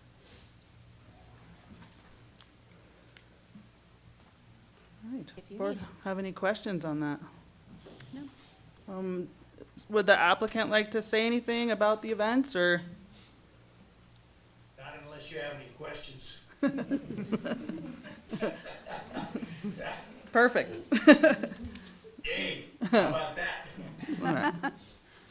So if there are no questions or comments, I'm going to go ahead and close the public hearings, and we'll resume our regular scheduled meeting. We'll go on to our land use and special event action agenda. And Tom, I'm sorry, you need to Leave again. leave the room again. All right, well, thank you, good night. Thank you.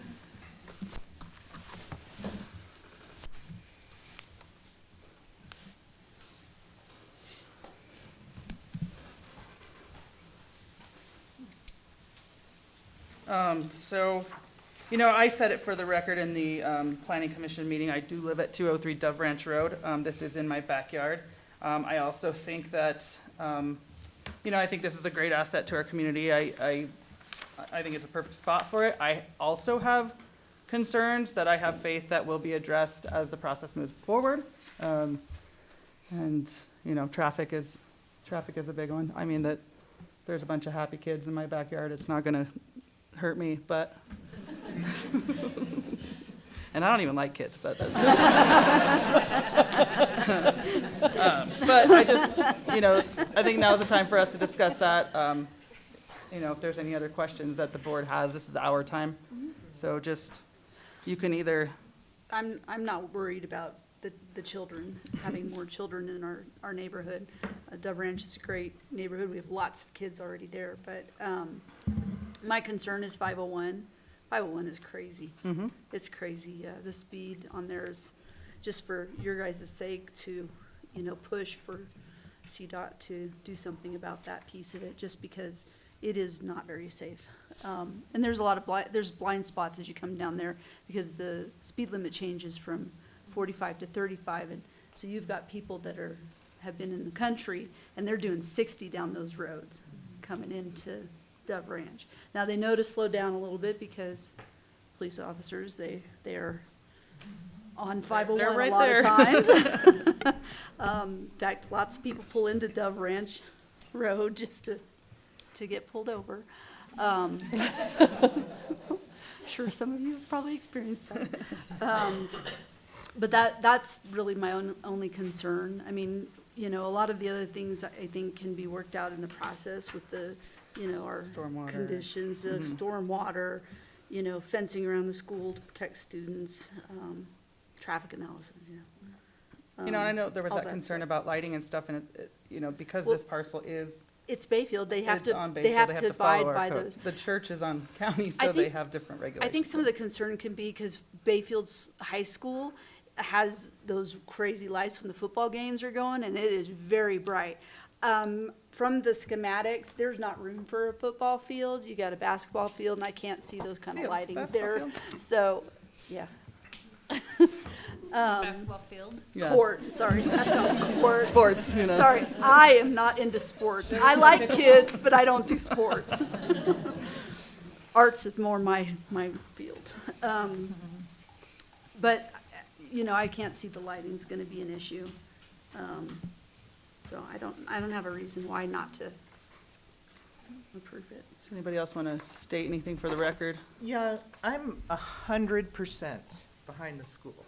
I know people that attend it. I have relatives that have their kids in it.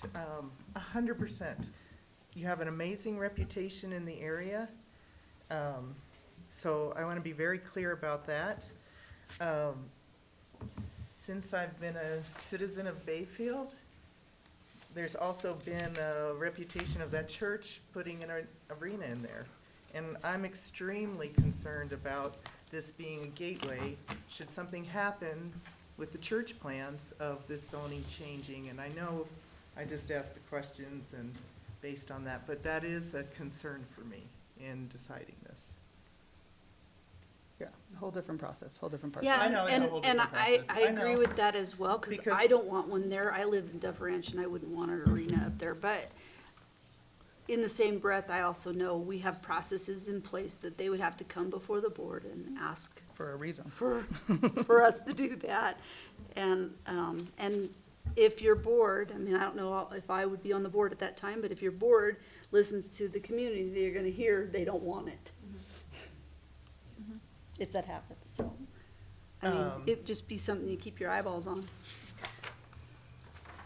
I like that that provides another, I mean, it already is a second option for residents of Bayfield. I feel for the residents of Ignacio who are now gonna have to travel to Bayfield, who've been in Ignacio this whole time. But, it seems like a benefit to our residents, so thank you, Ignacio, for hosting for so long. And it looks like now Bayfield can help to have even more students of both Ignacio and Bayfield attending in this location. I was asking about the expansion size because I was thinking about the traffic on 501 now coming from Ignacio all the way into Bayfield. Because I don't think we asked, like, the percentage of students that are coming from each location. So that would be a nice just thing to know. I mean, are 75% of these students driving from Bayfield to Ignacio right now? I'm just kind of curious. No, I figured it's mostly Ignacio students, and now we're gonna have to be coming over to Bayfield. So when we have the traffic study, we'll get more information on that. But if there could be 130 students now and it goes up to 240, that was just my thought of all these people from Ignacio now having. I think it's mostly Bayfield kids that are Oh, driving it to. is? Yes. Oh, okay, okay. I think that it's No, a all right, higher well then, percentage. even better. Less having to be on the road 3 times a week. Still sorry for those in Ignacio who go to school there who are gonna have to now come here.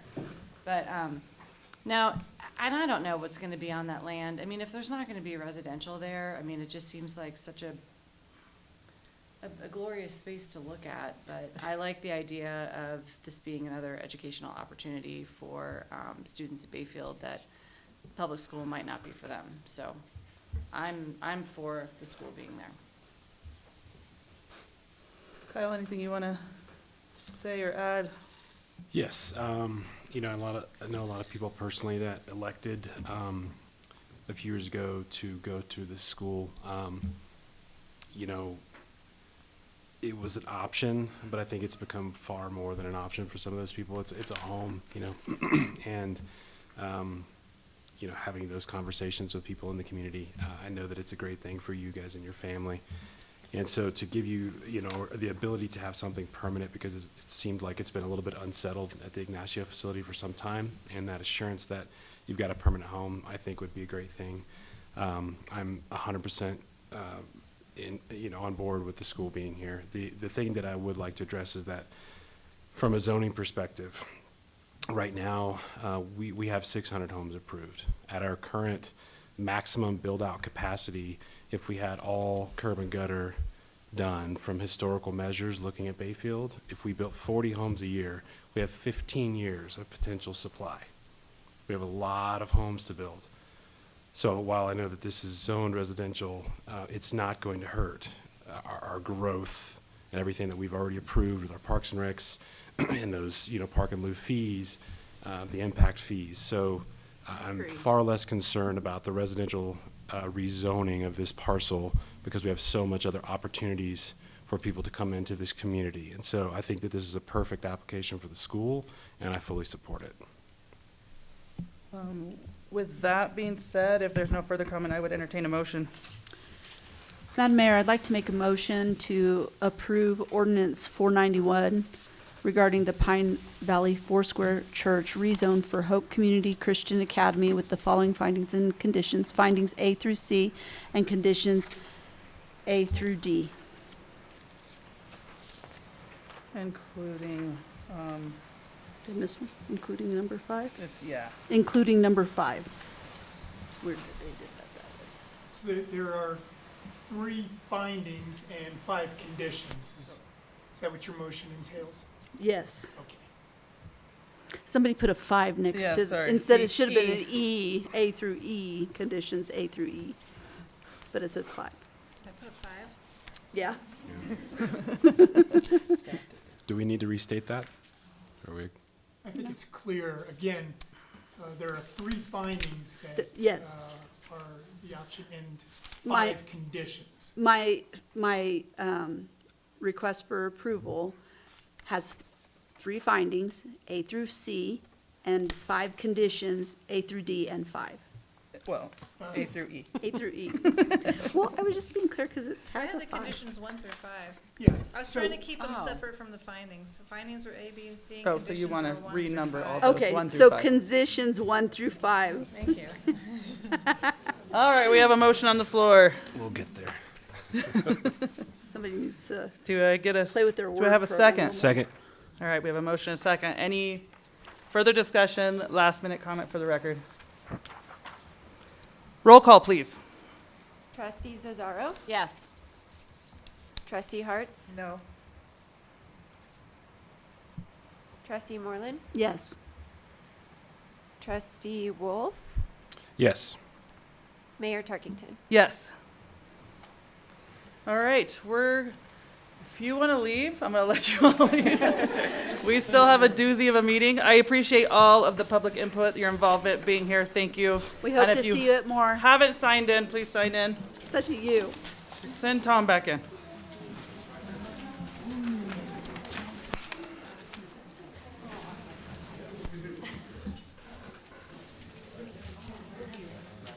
Do it. The whole, Entire audience. There we go. I mean, I'll stay if you want. you're, A few of you would be good.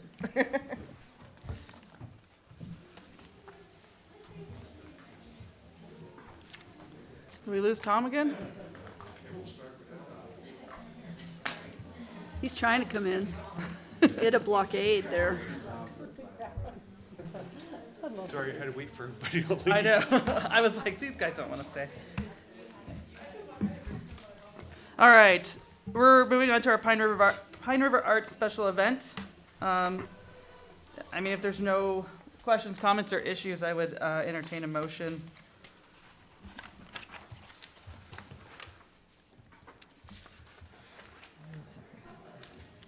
It's gonna be walls in, right? They're not asking for anything on the street level? I'm sorry, what was the question? The permits for walls in, right? They're not asking for anything on the street level? Right, Okay. Walden.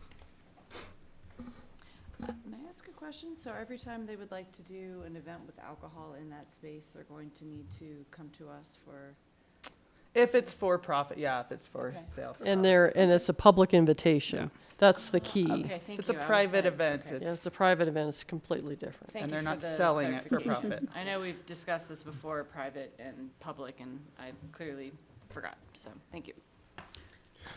Madam Mayor, I'd like to make a motion to approve the special event application at Moody's on Mill Street, July 15th and August 5th. I'll second that motion.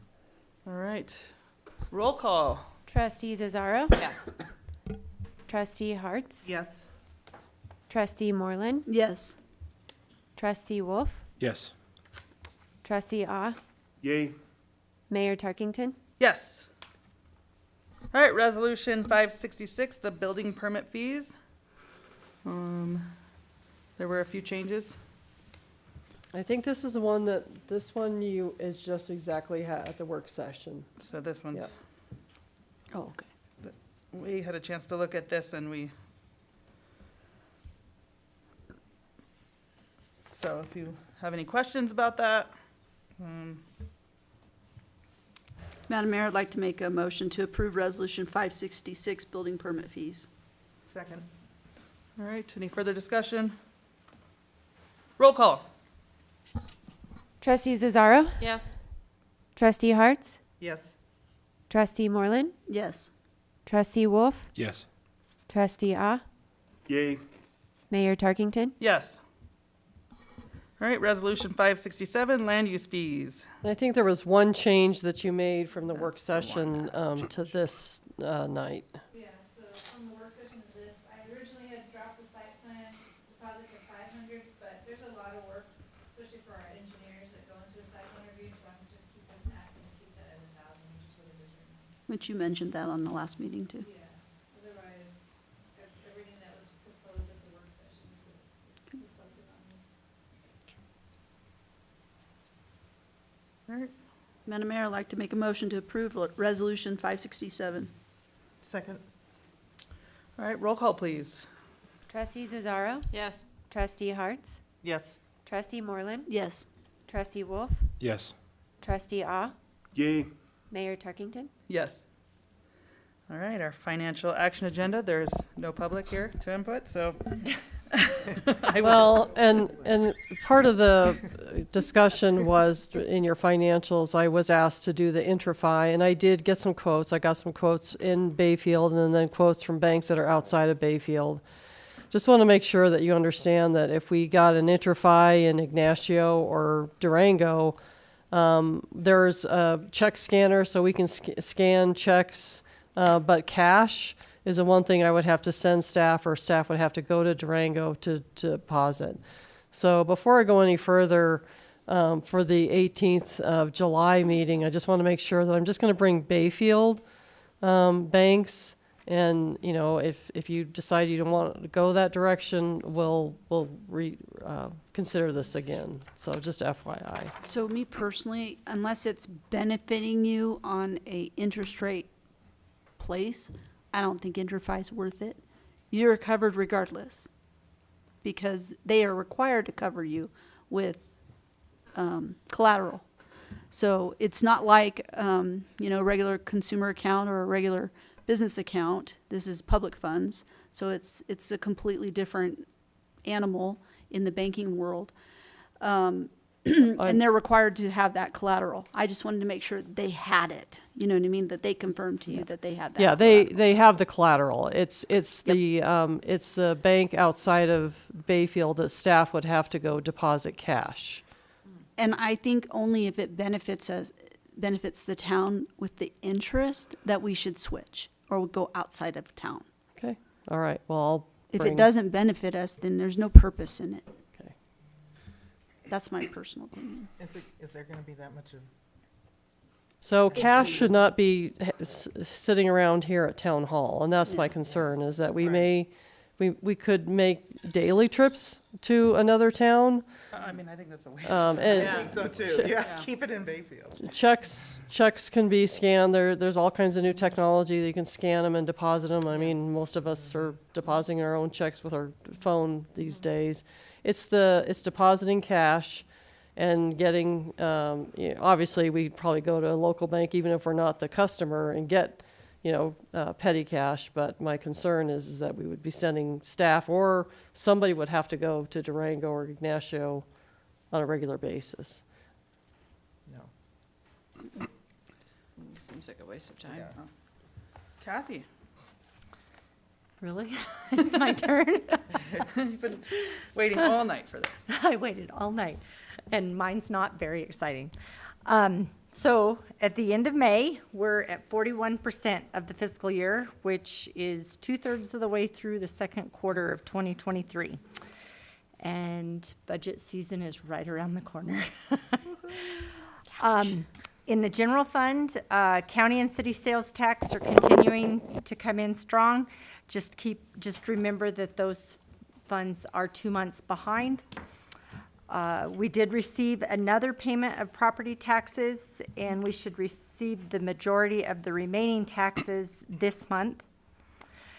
Also in the general fund, youth and athletic programs have surpassed our expectations, as well as the facility use rentals. Overtime in the marshal's office continues to be high, as well as their personnel relations. But at this point, there's nothing we can do about that. In the water and sewer funds, we have, you'll notice that we've received our first plant investment fees of the year. And as Nicole said, that she's got more new construction building permits waiting to be issued, so you'll note those funds will start increasing moving forward.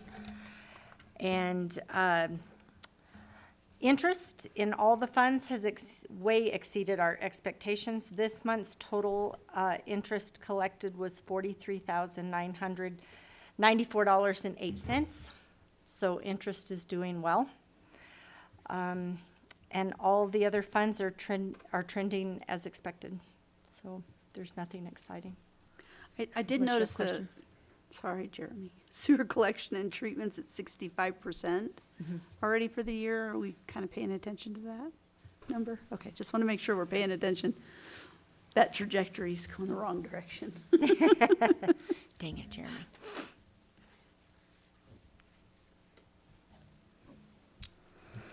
Madam Mayor, I'd like to make a motion to approve the May 2023 financial statements.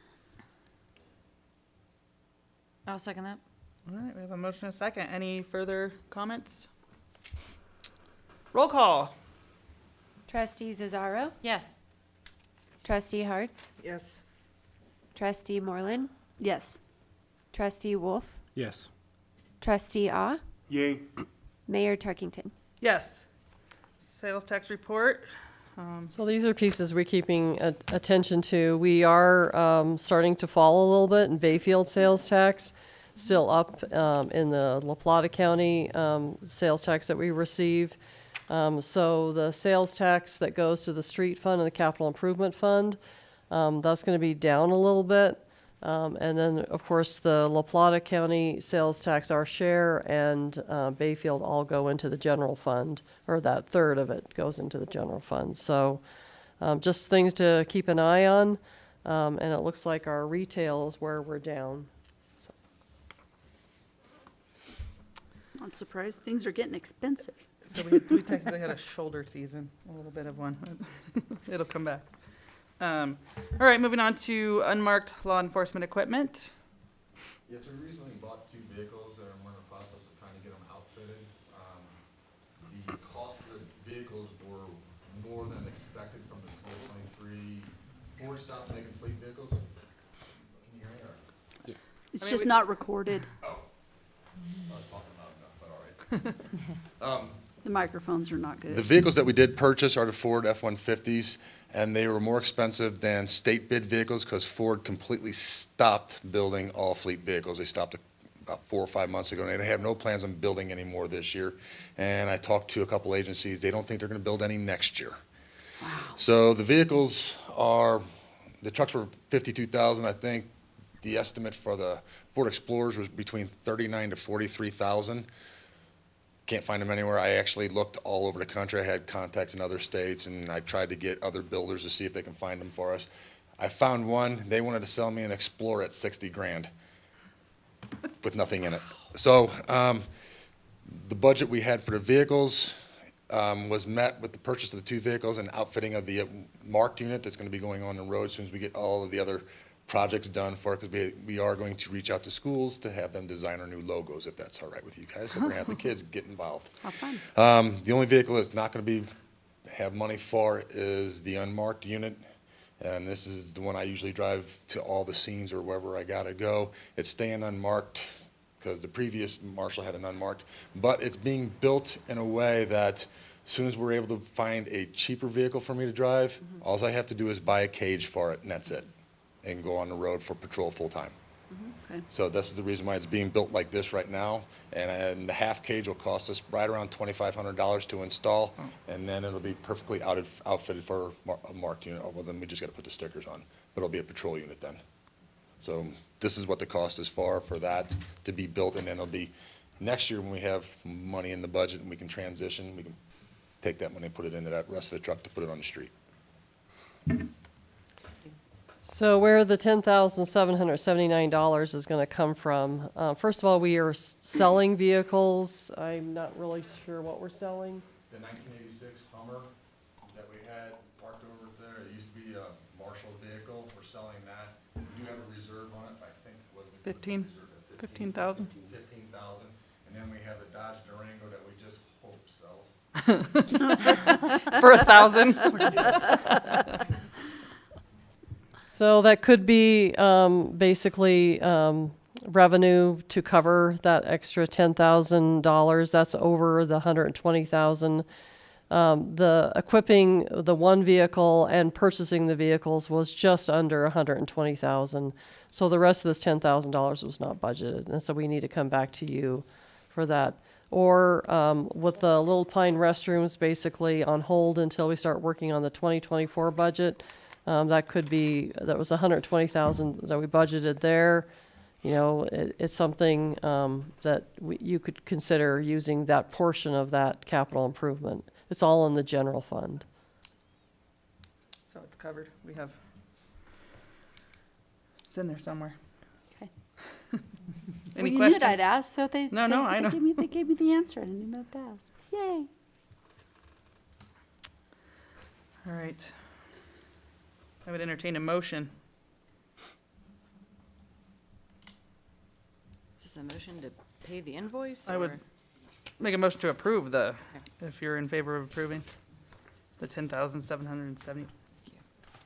Madam Mayor, I'll make a motion to approve the $10,779.64 to cover the costs of outfitting the police department vehicles. Second. All right. Any further comment? Roll call. Trustee Zazzaro? Yes. Trustee Harts? Yes. Trustee Moreland? Yes. Trustee Wolf? Yes. Trustee Ah? Yay. Mayor Tarkington? Yes. All right. Lodging tax schedule review. So I have quite a few documents from other municipalities regarding ordinances and ballot information. I have a lot more information from the county clerk and recorder if we did a coordinated election in November. But I thought this one sheet would probably give you an idea of what that would look like. I understand that Miss Moreland, Jackie Moreland, is not in favor of a lodging tax. But very honestly, when we want parks to grow and you know, and looking at that we Staff could use for it for parks. housing and staffing and everything else. And at some point, we could have, you know, a campground in town and cabins in town. And every time, we're continuing to get calls on short-term rentals. People that want to buy a house but still want to rent out a house. So, you know, I think what I'm looking for is that kind of, I don't know if a commitment, but your you know, to direction to move ahead with at least looking at the schedule and being able to comply with the schedule for a lodging tax. Oh, I think this is something we absolutely need to get ahead of now. I agree. Yep. So you want to, Motion. you want a motion now or just direction is okay? Direction is fine. Yeah. I would think- proceed. Yep. Thumbs up from the board. Yep. Okay. All right, Cinnamon Heights. Hey, fun news. So Cinnamon Heights, Katie and I sat in on, so the Division of Housing has notified us at the beginning of June that they were gonna support 2 million of our 2.6 million ask. Like I said before, they had $430 million in ask and they had 76 applications. They supported 10 of those, 27.8 million in ask. And so we were one of those. And then on June 13th, we sat in with the State Housing Board. I thought it was gonna be questions a little more complicated, but they just approved it all. And so we did receive approval on June 13th for 2 million for Cinnamon Heights. Because we have a gap, that 600,000 still, there is another grant out there, goes for infrastructure for affordable workforce housing, that will have a letter of interest that's going to be due by the beginning of August. So they haven't put that out yet, but once I see that, we can start submitting those. I'm going to try and submit that as soon as I can, but we'll be coming back to the board possibly quickly to get permission to apply for that. Or maybe preemptively just putting it on one of our next agendas, knowing that it's coming in, that I want to apply for that, cover that gap. that we're missing. And fortunately, we can use other funding to cover the gap. We don't have to make financial adjustments. Anyway, that's good news. Are we allowed to shuffle that $2 million over to our money-making account, our interest-bearing account? How does that? Oh, no, it would be reimbursed, It's- sorry. If only. Okay. They don't just Yeah. plop it in there? No, that, Because the county did that with their ARPA money. They let it sit there, was making all kinds of interest. Yeah. yeah. Okay. Okay. Just, wondering. That's good news. Our ARPA money was getting interest at Colorado Trust, so thank goodness we put it in the Yeah. sewer fund. All right, any comments on that or questions? No, I'm just happy that we got a nice big chunk. That'll really help. What What does that mean now? Like, what are the next steps? So, we need to get a little bit of some additional funding, Mhm. but, SGM, who's our engineer, they have submitted the final engineering plans for us, and we, are bringing SEH in to do, a review of that, 'cause we need another engineering company to review their work. And they usually do our reviews, but they're the ones who design it. Yeah. And so hopefully this summer we'll have final plans, so by the time we get awarded the funding or the notice to proceed, Mm-hmm. we'll be ready to start construction, or we go to bid, Mm-hmm. and then start construction, probably in the spring. Nice. The timing for that, to do the horizontal infrastructure. Mm-hmm. And then during that time, also be looking for a builder partner to help build the units, which is a whole other process. Okay. Thank you.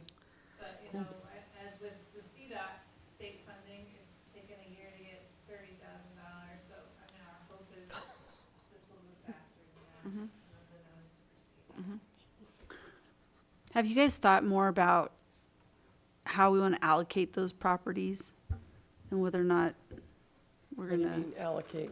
like, yeah, it can go to workforce housing, but do we want to keep some for new police officers, you know, Well, I think that's local kind of our school? plan, but we I still. mean, we talked about it, but we never like came to a Well, concise decision. we're still working on deed restrictions, so even if the town kept one of those, it'd still be deed restricted. Right, which Yeah, is and, understandable, you have to because of the grant. and we are still part of an HOA as well, so, yeah. I mean, those are things that we definitely are looking at, so, because we understand that getting staff here is tough when Ooh, they're yeah. still looking for a place to live. Yeah, I think it's something we talked about. So we'll see how we can work that out with the grant, the deed restriction and all of that. See what we can work out. I really think we need to. Okay. I know we have firemen that don't live in the area, so if your house is burning and on fire, response times aren't gonna be as great because they live out of the area. If we have big, huge fire, could be a problem. I don't know, there's just, Well, keep in mind. that that one there's concerns me, I wanna certain- have, certain parts of the AMI that we will have to comply with. right, And that's where, selling a house to somebody that still could afford a bigger house. I mean, they wanted to see if we could go below 80 AMI. I'm like, well, we can't even build them for that. right. Even What- with the $2 million. What So AMI did there's- they give? It goes up to 120. Okay, so they did give us the, They were asking what are the odds of us getting them 80 or Below. below, and it's like, if we get more subsidized funding, that's really hard to do. yeah. They're just building the whole thing. We were honest that we want to at least be able to do that up to 120 and have that flexibility, because we don't know if they still give us the. Cool. All right, good. We'll move on to our municipal water tap at Joe Stevenson Park. Yes, I believe we have Mr. Wisner. We have our special guest, Michael Wisner. I brought You guys been waiting all night expert for this. with me tonight. He's been waiting all Right, night for yeah. this too. I feel like you should get to talk a little bit since we had you coming. So one of our capital improvement projects for 2023 was a municipal water tap for Joe Stevenson Park. The goal being that we could use not just irrigation water from the ditch, which turns on mid to late May and then turns off like mid-September. So we would increase our watering season, from potentially early April, and then also extend it in the shorter months in the fall from, mid-September through October. So that was the goal, and we had it budgeted at $60,000.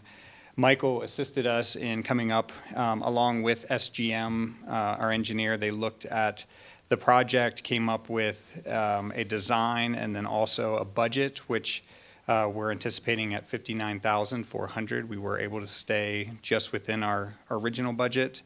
I can let Michael kind of talk more about the design itself. Yeah, so the initial design is to use a 2-inch water tap, and that's like 75 or 80% of the budget.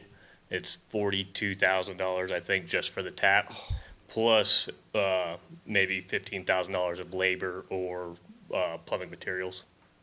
That we'd probably do all the labor, either between the Public Works Department and Parks and Rec. And you guys, going underneath the sidewalk, you can use your new your hydro vac, no? Can't bore? So the only option there is either have a boring company come in, or we tear out a panel of concrete and re-pour. What's cheaper? Probably tear out of concrete. I don't know, we have boring guys in town. Yeah, they're all over. They're batting 1,000 right now. these guys just learned how to do it. I mean, I don't know. So, it being an irrigation thing, there's gonna be a backflow device, a meter, a tap, so. And there is a benefit, so it's a good water year this year, but in drought years, when they cut irrigation off, you can still water your fields and stuff. Yeah, or if we were ever to not have access to If the- irrigation water, we would still be able to water the If the fields. Ludwig's got. And there is an additional, I mean, just another note, talking about additional expenses. I think for next year, we would want to budget an additional, I estimated $1,487 in water usage. And most of that is just paying for the tap. It's a flat rate, I think, of $122 a month. And then it's like $250 for each 1,000 gallons used, which I estimated, I just took the numbers that we used during our summer irrigation season and just kind of cut those down to 75% because there's water restrictions. It's, cooler times in the, spring and the fall. So there would be that additional cost moving forward. And if we would end up getting this installed we're thinking August, September timeframe, there may be a couple $100 of extra water usage this year. But it looked like that would not put us over the budget for water for this year. How long will this install take? Depending upon scheduling, month maybe, unless the hard part is either whatever groundwater we hit being right next to the ditch or any other complications, but everything's kind of right there. The hardest thing is the utilities with the lighting and everything, so they'll have to be located and outside of any sort of catastrophes or breaking or anything. Knock on wood. Yeah. Somebody, please. But we do have a hydrovac, so we can do a lot of that ourselves, so. Well, it's a good thing you came under budget because the police need some money, so. That's $600. Board have any questions? No. I would entertain a motion. Madam Mayor, I'll make a motion to approve the $59,400 for the municipal water tap. Second? All right, any further discussion? Roll call. Trustee Zazzaro? Yes. Trustee Harts? Yes. Trustee Moreland? Yes. Trustee Wolf? Yes. Trustee Ah? Yay. Mayor Tarkington? Yes. And thank you, Michael, for toughing this one out and being here. All right, we're gonna keep you up here for Yeah, just gonna hang out. soccer field reclamation. Oh, no, we're on a floor scrubber. You're covering that one? Yes, so Joe Kashivashaya, our new facility and grounds maintenance person, one of the items on his list that he was given when hired was looking at floor cleaning for the senior center. We did get an estimate from Advanced Cleaning and Ductwork, which when we had them give an estimate for cleaning the commercial kitchen, they came in much cheaper and they did a really good job. So we went off of that estimate for cleaning the floors. And in looking at it and contracting it out, they recommended for strip and wax 1 time per year for minimal use, which again, like everything else, things are growing at the senior center. We're getting more and more numbers. So that's 1 time per year strip and wax, and then burnishing and cleaning 4 times a year for minimal use. All of that total, if we were to contract it out to them, came to $7,868, and that is just to maintain the vinyl floor at the senior center. And so Joe kind of went out and looked at what the process would be to do it ourselves and the equipment needed, and that came in at $3,418.64. And the 2 floor cleaning machines and the materials, they would also be able to, they would strip, wax, burnish, and clean not only just the senior center, but also town hall and the Bayfield Police Department. So in looking at it, it just seems like a no-brainer that we, take this on ourselves and buy the equipment rather than taking on that additional cost of contracting it out. So we are just asking for approval for the $3,418.64 to buy the floor scrubbers and supplies. And that money would come from basically the general fund across the police department, the Parks and Rec department, and admin. So we'll kind of all share the costs of that. Some of those extra maintenance costs were already in there for like cleaning windows and things like that, so. And Joe can run that thing? Says he can, huh? Have you guys met Joe yet? He's got some energy, man. He's pretty handy, and he seems to know a little He's good about at what he does. everything, so I would be confident that he could do it. Yep. Yes. All right, any questions on that? I mean, I think it makes sense. I got one statement, this kind of goes back to your resignation, but I understand from a financial benefit, it helps us, budgeting. I just want to make sure that we're not over-laboring somebody again in this decision. I mean, we're making a joke. Can Joe handle it? Or, can he run the machine? Sure. But what is he already taxed with? And is this going to be a burden that we're just placing on top of somebody else? I understand financially it makes sense, but I mean, what's your opinion on that? I mean, I think it's a valid concern. We're so early in the process of kind of crafting his position and his job.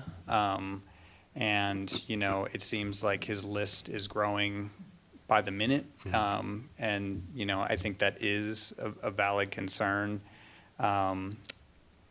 I think at this stage, though, it makes sense. We could always, we have additional, seasonal employees, somebody that could be trained. Once Joe knows how to do it, it's not necessarily has to be Joe forever going forward. I mean, he could train someone else to do it, but I mean, I definitely hear your concern. I think it's something to consider. But question. at that price, year in, year out, doing those type of things, those maintenance things, contracting them, it's going to get really expensive really fast. So, but yeah, there is that to weigh.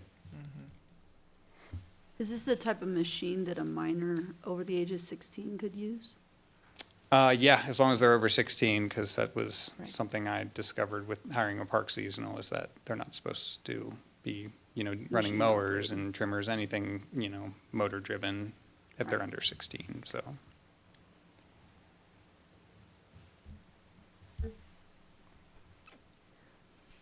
Madam Mayor, I'd like to make a motion to approve the floor scrubber for facilities in the amount of $3,418.64. Second. All right, we have a motion and a second. Any further discussion? Roll call. Trustee Zazzaro? Yes. Trustee Harts? Yes. Trustee Moreland? Yes. Trustee Wolf? Yes. Trustee Ah? Yay. Mayor Tarkington? Yes. All right, we'll move on to our soccer field reclamation. Yeah, so we received a quote from Horizon Environmental Services for drill seeding and hydro mulching the soccer field inside the track area at Joe Stevenson Park. As you know, that field was regraded and automatic irrigation was installed, and ever since then, the field has not been fully usable. We're close, we're very close. But, like this spring, for instance, the grass was clumpy, there's spots that need to fill in, the ground's a little uneven. And so I just made the call that I did not want to have it on my conscience that, someone blew out a knee or ankle or something out there playing on the field. It just didn't seem safe. It created I mean, kudos to our community, our volunteer coaches, our parents, for dealing with it. But I heard a lot of unhappy people because, baseball season and spring soccer are happening at the same time, and they were all sharing baseball fields, which is not ideal, but it was the space that we had to use. So I do think that with this, doing this project, we could definitely have the field in prime condition, ready to go for fall sports this year. We have a short window because we would want to start this immediately after 4th of July, and then, kind of block off the area for 6 weeks to give the grass the best chance to take hold, fill in those areas, and then be ready for fall sports. We're also first going to try a commercial turf roller on the field this Friday. We're going to rent it from Swag. It's a minimal cost of $150 to rent and try that. So I don't expect miracles from that, to level out the ground or anything. I think it's worth trying. I think it'll help, but I did want to get this on the agenda and hopefully approved so we can finally get that field to where it's playable moving forward, because it'll just help with programming tremendously. I'm just wondering why we would want to move forward with trying to roll it first. I mean, did Horizon before the come in horse. and say, we could fix this, this is what we got to do? This is what they recommended to Do they need it do. rolled prior to? No, they don't. I mean, I just feel like for $150, it's worth trying. It's not just the grass is clumpy. Like when you walk out there, there's high spots in the dirt. And so, it's really a low risk, low cost, something to try. It may help the field in the meantime. I mean, we could, I guess skip it, but I feel like at this point, whatever we throw at it that can help, in the shortest amount of time is, it would be worth it. Is there any warranty or follow-up on this if it doesn't take as intended or recommended? Not that I know of. I mean, it's, I think with, blocking the field off and, regular irrigation and watering it, I mean, I can't imagine that the grass won't take. I mean, it'll be prime monsoon season as well.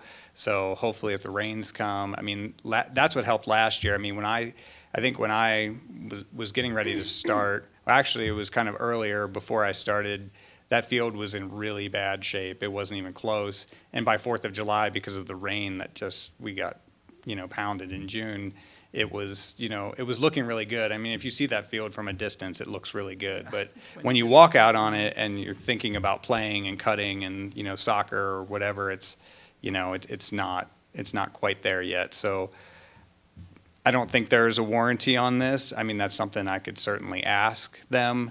And this is really, obviously I won't be here when this happens. So but we have just this short window at 4th of July. So it'll really be a decision for Mark and, Katie to make if they want to move forward. But we just wanted, and we do have the money in the budget. We have $15,000 earmarked in other consulting services. So this would take a portion of that, and we still have money to do the other things like tree removal and gopher control. Should easily all fit in that $15,000 for this year. So are you just asking us to approve it if the roller doesn't work? Yeah, Okay. basically, which I don't think it will. I mean, in talking with Mark, we thought we would move forward. If we got this approved, we would want to do it just to give the field the best chance to be good from here on out. Okay. Okay. Yeah, that field has been, It's been 3 years. Like, I mean, it really needs to be, because, We need to every get it time we lay out soccer fields, we have to go out and map it all out again, where if you have a fixed area where you can just leave soccer fields permanently, you put in anchors, and so each time it's just like putting the string in the ground and going, as opposed to measuring and making right angles and all that. I would like to get that soccer field fixed. Right. Madam Mayor, I'd like to make a motion to approve the Horizon Environmental Services for the soccer field reclamation in the amount of $7,426.38, as long as the roller doesn't work. Second. All right. Any further discussion?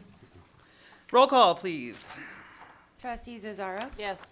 Trustee Harts? Yes. Trustee Moreland? Yes. Trustee Wolf? Yes. Trustee Ah? Yay. Mayor Tarkington? Yes. All right, moving on. We're gonna, ordinance 492. Yeah, so this ordinance went to Attorney Goldman, and he made some edits. The only thing that we added at number 5 on page 114 is the applicant is required to appear at the public hearing. That was added, and I don't know if there's any concerns about the applicant showing up at the public hearing for a liquor license. No, I think that's a great idea. Okay. Vested interest. Yes. And Okay. answer questions. Any questions? No. We need a motion here. Madam Mayor, I make a motion to approve ordinance 492. I'll second that. All right, roll call, please. Trustee Zazzaro? Yes. Trustee Harts? Yes. Trustee Moreland? Yes. Trustee Wolf? Yes. Trustee Ah? Yay. Mayor Tarkington? Yes.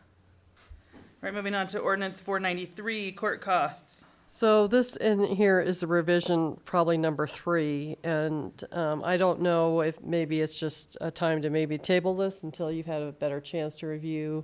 You know, my only concern about this is just the rationale given for increasing the fees, the court costs from $10 to $40 and $25 to $60.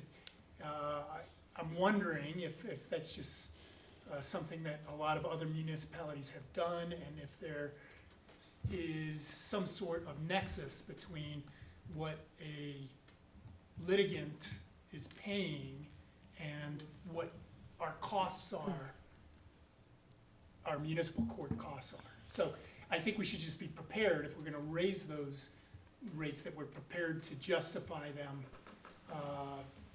based upon what we are actually doing in Muni Court. It's been a minute since we talked about this, but, I can't remember. I'm Is this trying one to, where it was written on the Yeah. paper? In like the top corner where we had a ordinance, we had it written and then it was written in. It was charge the this. judge basically wrote it in the fee schedule, it was $25. And currently your ordinance is $10. And the court costs, basically just the cost of our, and it cannot cover the judge. We understand that. As far as as far as I remember, I don't think it could cover the prosecutor either. Yeah, it has to cover basically the Admin. staff that's managing these cases. And I'm sorry, Amber is not here. Amber Abdel is not here. Maybe that's. And I seem to remember it hadn't been changed in years, too. No, it had not Yeah. been changed in years.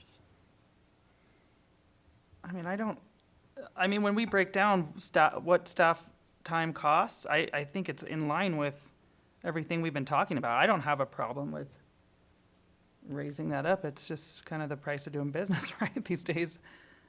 I don't think it's unreasonable either. It's not like we raised it to. And I don't know, I mean, like, what is it costing Ignacio or Durango or?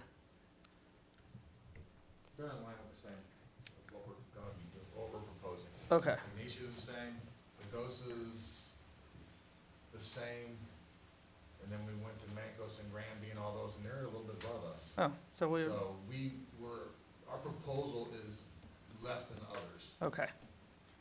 But it helps to cover time. Because Amber does work there, and then she goes back to the office and does more work for it, and then she has to travel sometimes up to Durango to drop documents off and everything like that. Okay. So great, while it all seems very reasonable, I'm glad that Chief Hoagate gave you some sort of Actual. rationale Yeah. to base your motion and ultimate decision on. Thoughts from the board, or you on board with I'm good those with it. rates? I'm good. I would entertain a motion. Madam Mayor, I'd like to make a motion to approve ordinance 493. Can I get a second? I'll second it. All right, any further discussion? Roll call. Trustee Zazzaro? Yes. Trustee Harts. Yes. Trustee Moreland. Yes. Trustee Wolf. Yes. Trustee Ah. Yay. Mayor Tarkington. Yes. Resolution 568, return payment fee. Yeah, so the town attorney did go through this one, and this is basically modifying the return payment fee, and I did make it return payment fee per occurrence, per presented non-payment item versus just, I believe that was the language that you wanted to see in there. Our resident banker. Yes, that was. Any questions, comments? Madam Mayor, I'd like to make a motion to approve Resolution 568. I'll second that. All right, roll call, please. Trustee Zazzaro. Yes. Trustee Harts. Yes? Trustee Moreland. Yes. Trustee Wolf. Yes. Trustee Ah. Yay. Mayor Tarkington. Yes. Resolution 569, public request fees. So this resolution, I could find most of all of these from other communities were fairly, I mean, it's almost all state statute, so there wasn't a whole lot of differences other than the flash drive cost.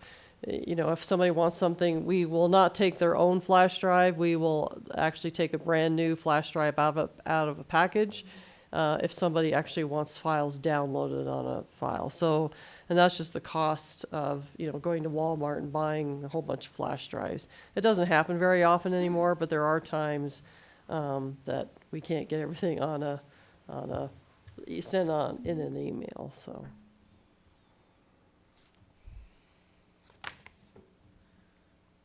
All right, everybody get a chance to review those? If you have questions? Madam Mayor, I'll make a motion to approve Resolution 569.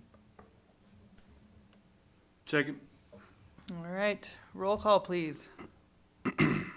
Trustee Zazzaro. Yes. Trustee Harts. Yes? Trustee Moreland. Yes. Trustee Wolf. Yes. Trustee Ah. Yay. Mayor Tarkington. Yes. All right, Resolution 570, rescinding Resolution 202. Yes, so this was there were some liquor licenses in here, and of course, after this ordinance is in effect, we'll have a resolution regarding some of these fees in the liquor licenses that are not the Division of Liquor Enforcement schedule. So those will come before you on the 18th.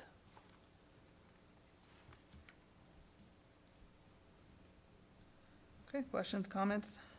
We'll need a motion. Madam Mayor, I'd like to make a motion to approve Resolution 570. I'll second that. Roll call. Trustee Zazzaro. Yes. Trustee Harts. Yes? Trustee Moreland. Yes. Trustee Wolf. Yes. Trustee Ah. Yay. Mayor Tarkington. Yes. All right, moving on to our Mill Street East Gateway Plan Review. So I did give you paper copies as well of the East Mill Street Gateway. Guess I gotta look at it right side up. So just want to make sure that you had a chance to review this. If there's any comments, we'll be going back to the engineer Thank you. for any changes that we see in this plan. So there's one plan, number 5, is how it is, and if you turn it over to number 6, that's what it would look like. Jeez, sorry. Thank you.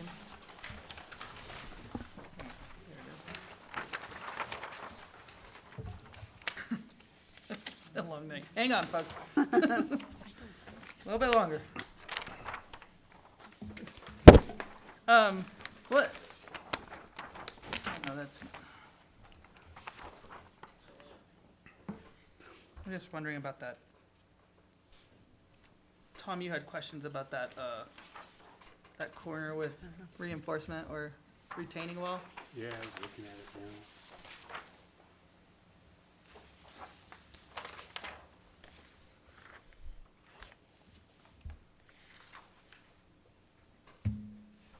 So next steps is,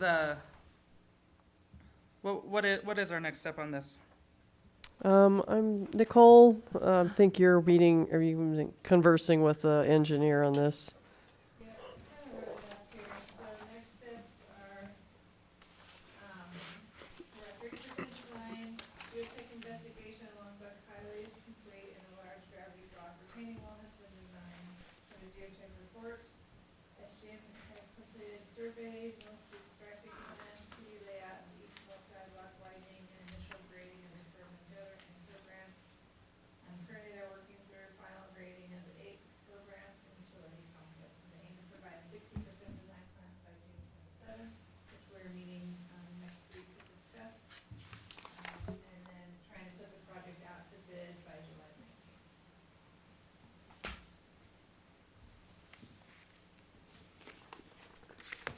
Can you tell me, does this new plan, do we have less spaces or more? We have, well, this is basically this is the east side. If you go to the parking, the new striping for MUCD, there's less parking spaces. But they're now compliant with, the ADA and all that. yeah, traffic, parking. Well, you gotta sacrifice something for staying in the rules, right? So I have a question. At the east end of Mill Street, out at the Buck Highway, is that gonna be, it's like 2.5, almost 3 lanes now? I mean, it's pretty wide up there. I don't know how many, it's not striped, so I'm guessing. It is 3 right there at that very end. Yeah, The that's- paint is kind of wore off, but it'll only be 2. So that's gonna make room then for the 8-foot sidewalk? Because there's no Yes. way that 8-foot sidewalk's going between the existing pavement now and that property line without That, a wall. yeah, there'll only be 2 lanes. There'll be a lane east and a lane west and no right-hand turn lane. It'll be, Oh, that's gonna give people yeah. But it'll be striped. Keep in mind, it'll also be striped, so, Be safe, because I know I walk down here from my neighborhood and there's no sidewalk there. I think one of my concerns would be on that, obviously the partition, they're gonna have to have a handrail there, right, per original discussions. Yeah, That we turn is so voted hard for to that. see anyways if you're turning back and headed towards Conoco, or what it's called these days. part anyways. of it's trees. And I think that all in the downtown area, in fact, there was a stop sign I almost ran because I didn't see it until I was right on top of it. So I think it's basically doing some tree maintenance around all of our stop signs, around all of our intersections. And, I think it's just a matter of getting that done. I got one of those trees. Just saying. Okay, well, get that tree board. So they're on gonna, so that pavement's gonna get narrowed down to make That's room for the correct. sidewalk? Okay. 'Cause Yeah. I've looked at that, I don't know how many times, I'm like, there's just not room over there. yeah, well, if you can see the Page are you pre-plan on page 5, you can see the little stairway there. And then if you turn it over to on page 6, you'll see the stairway basically is in the exact same place it is. The sidewalk all just moves to the north. Okay.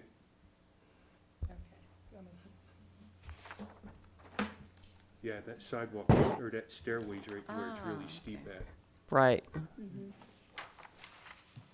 Kevin's gonna have design parking. Yeah, somebody will complain about it, but it's not gonna work any other way. Well, it's definitely going to create, kind of better pedestrian access in that area. And of course, we didn't change the parking. The parking's going to be head in on the south side and parallel on the north side, but. I know it's unpopular, but downtown really should have a worse level of service for vehicles in order to accommodate pedestrians. Yeah. I'm not gonna say level service A with safe pedestrian access. And so, slowing traffic down, making them wait, and they can't turn right when another person's trying to turn left.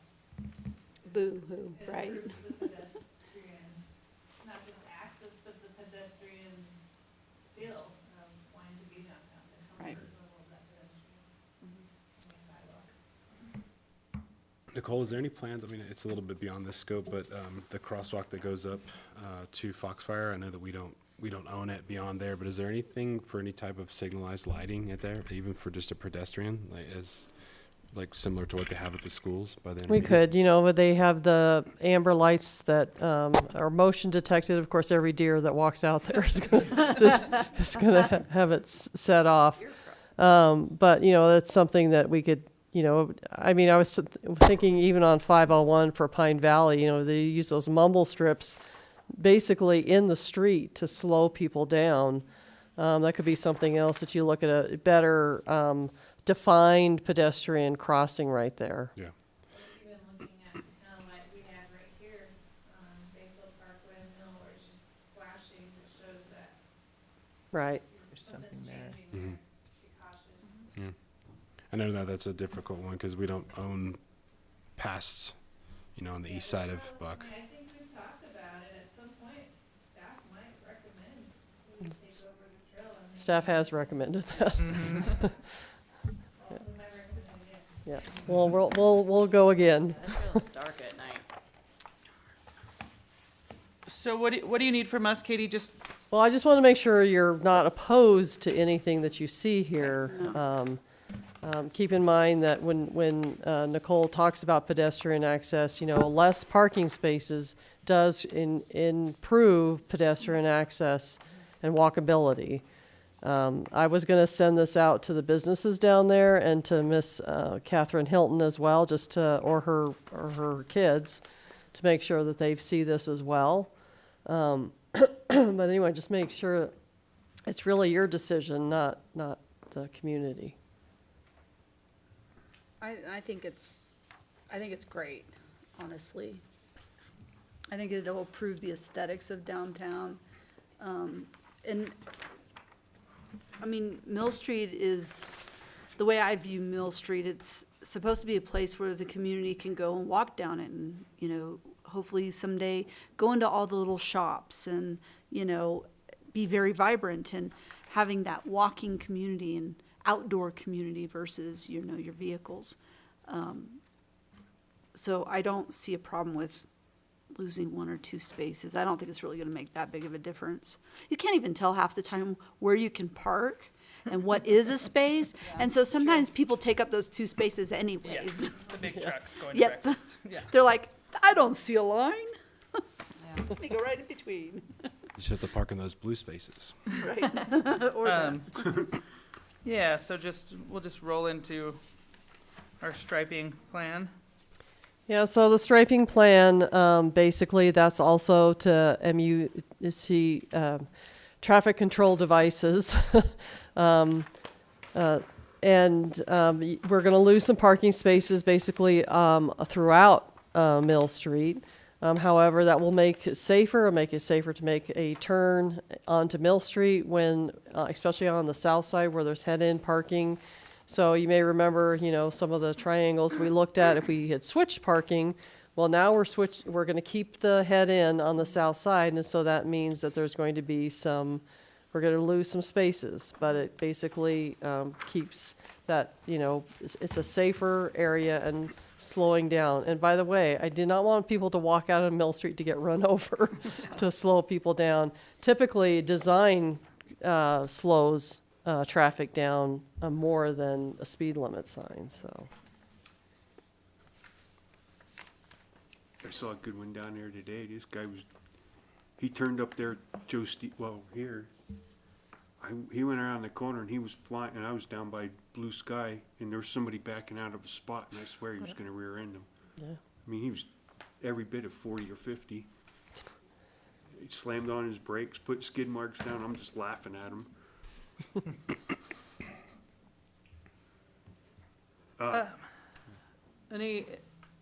Any other thoughts on the? Well, I'm looking at the width on this, but there's nothing we can do about it.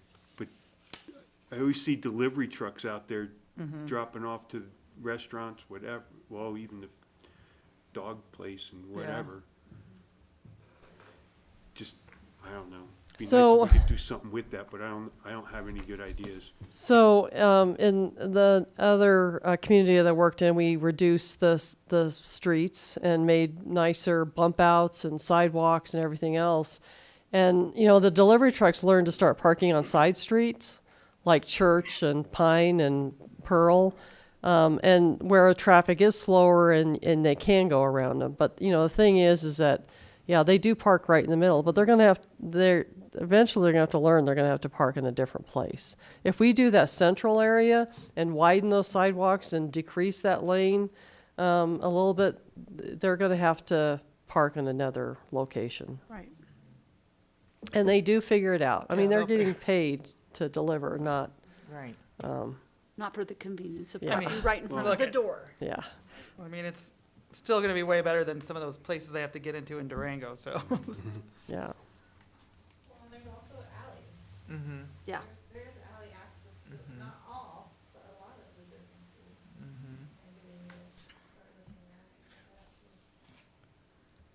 That's right, didn't the Shamrock truck hit the electric pole going to Mill Street Bistro? Yep. Kind of remember that. All right, any questions, concerns, or No, Comments I on- like it. That's great.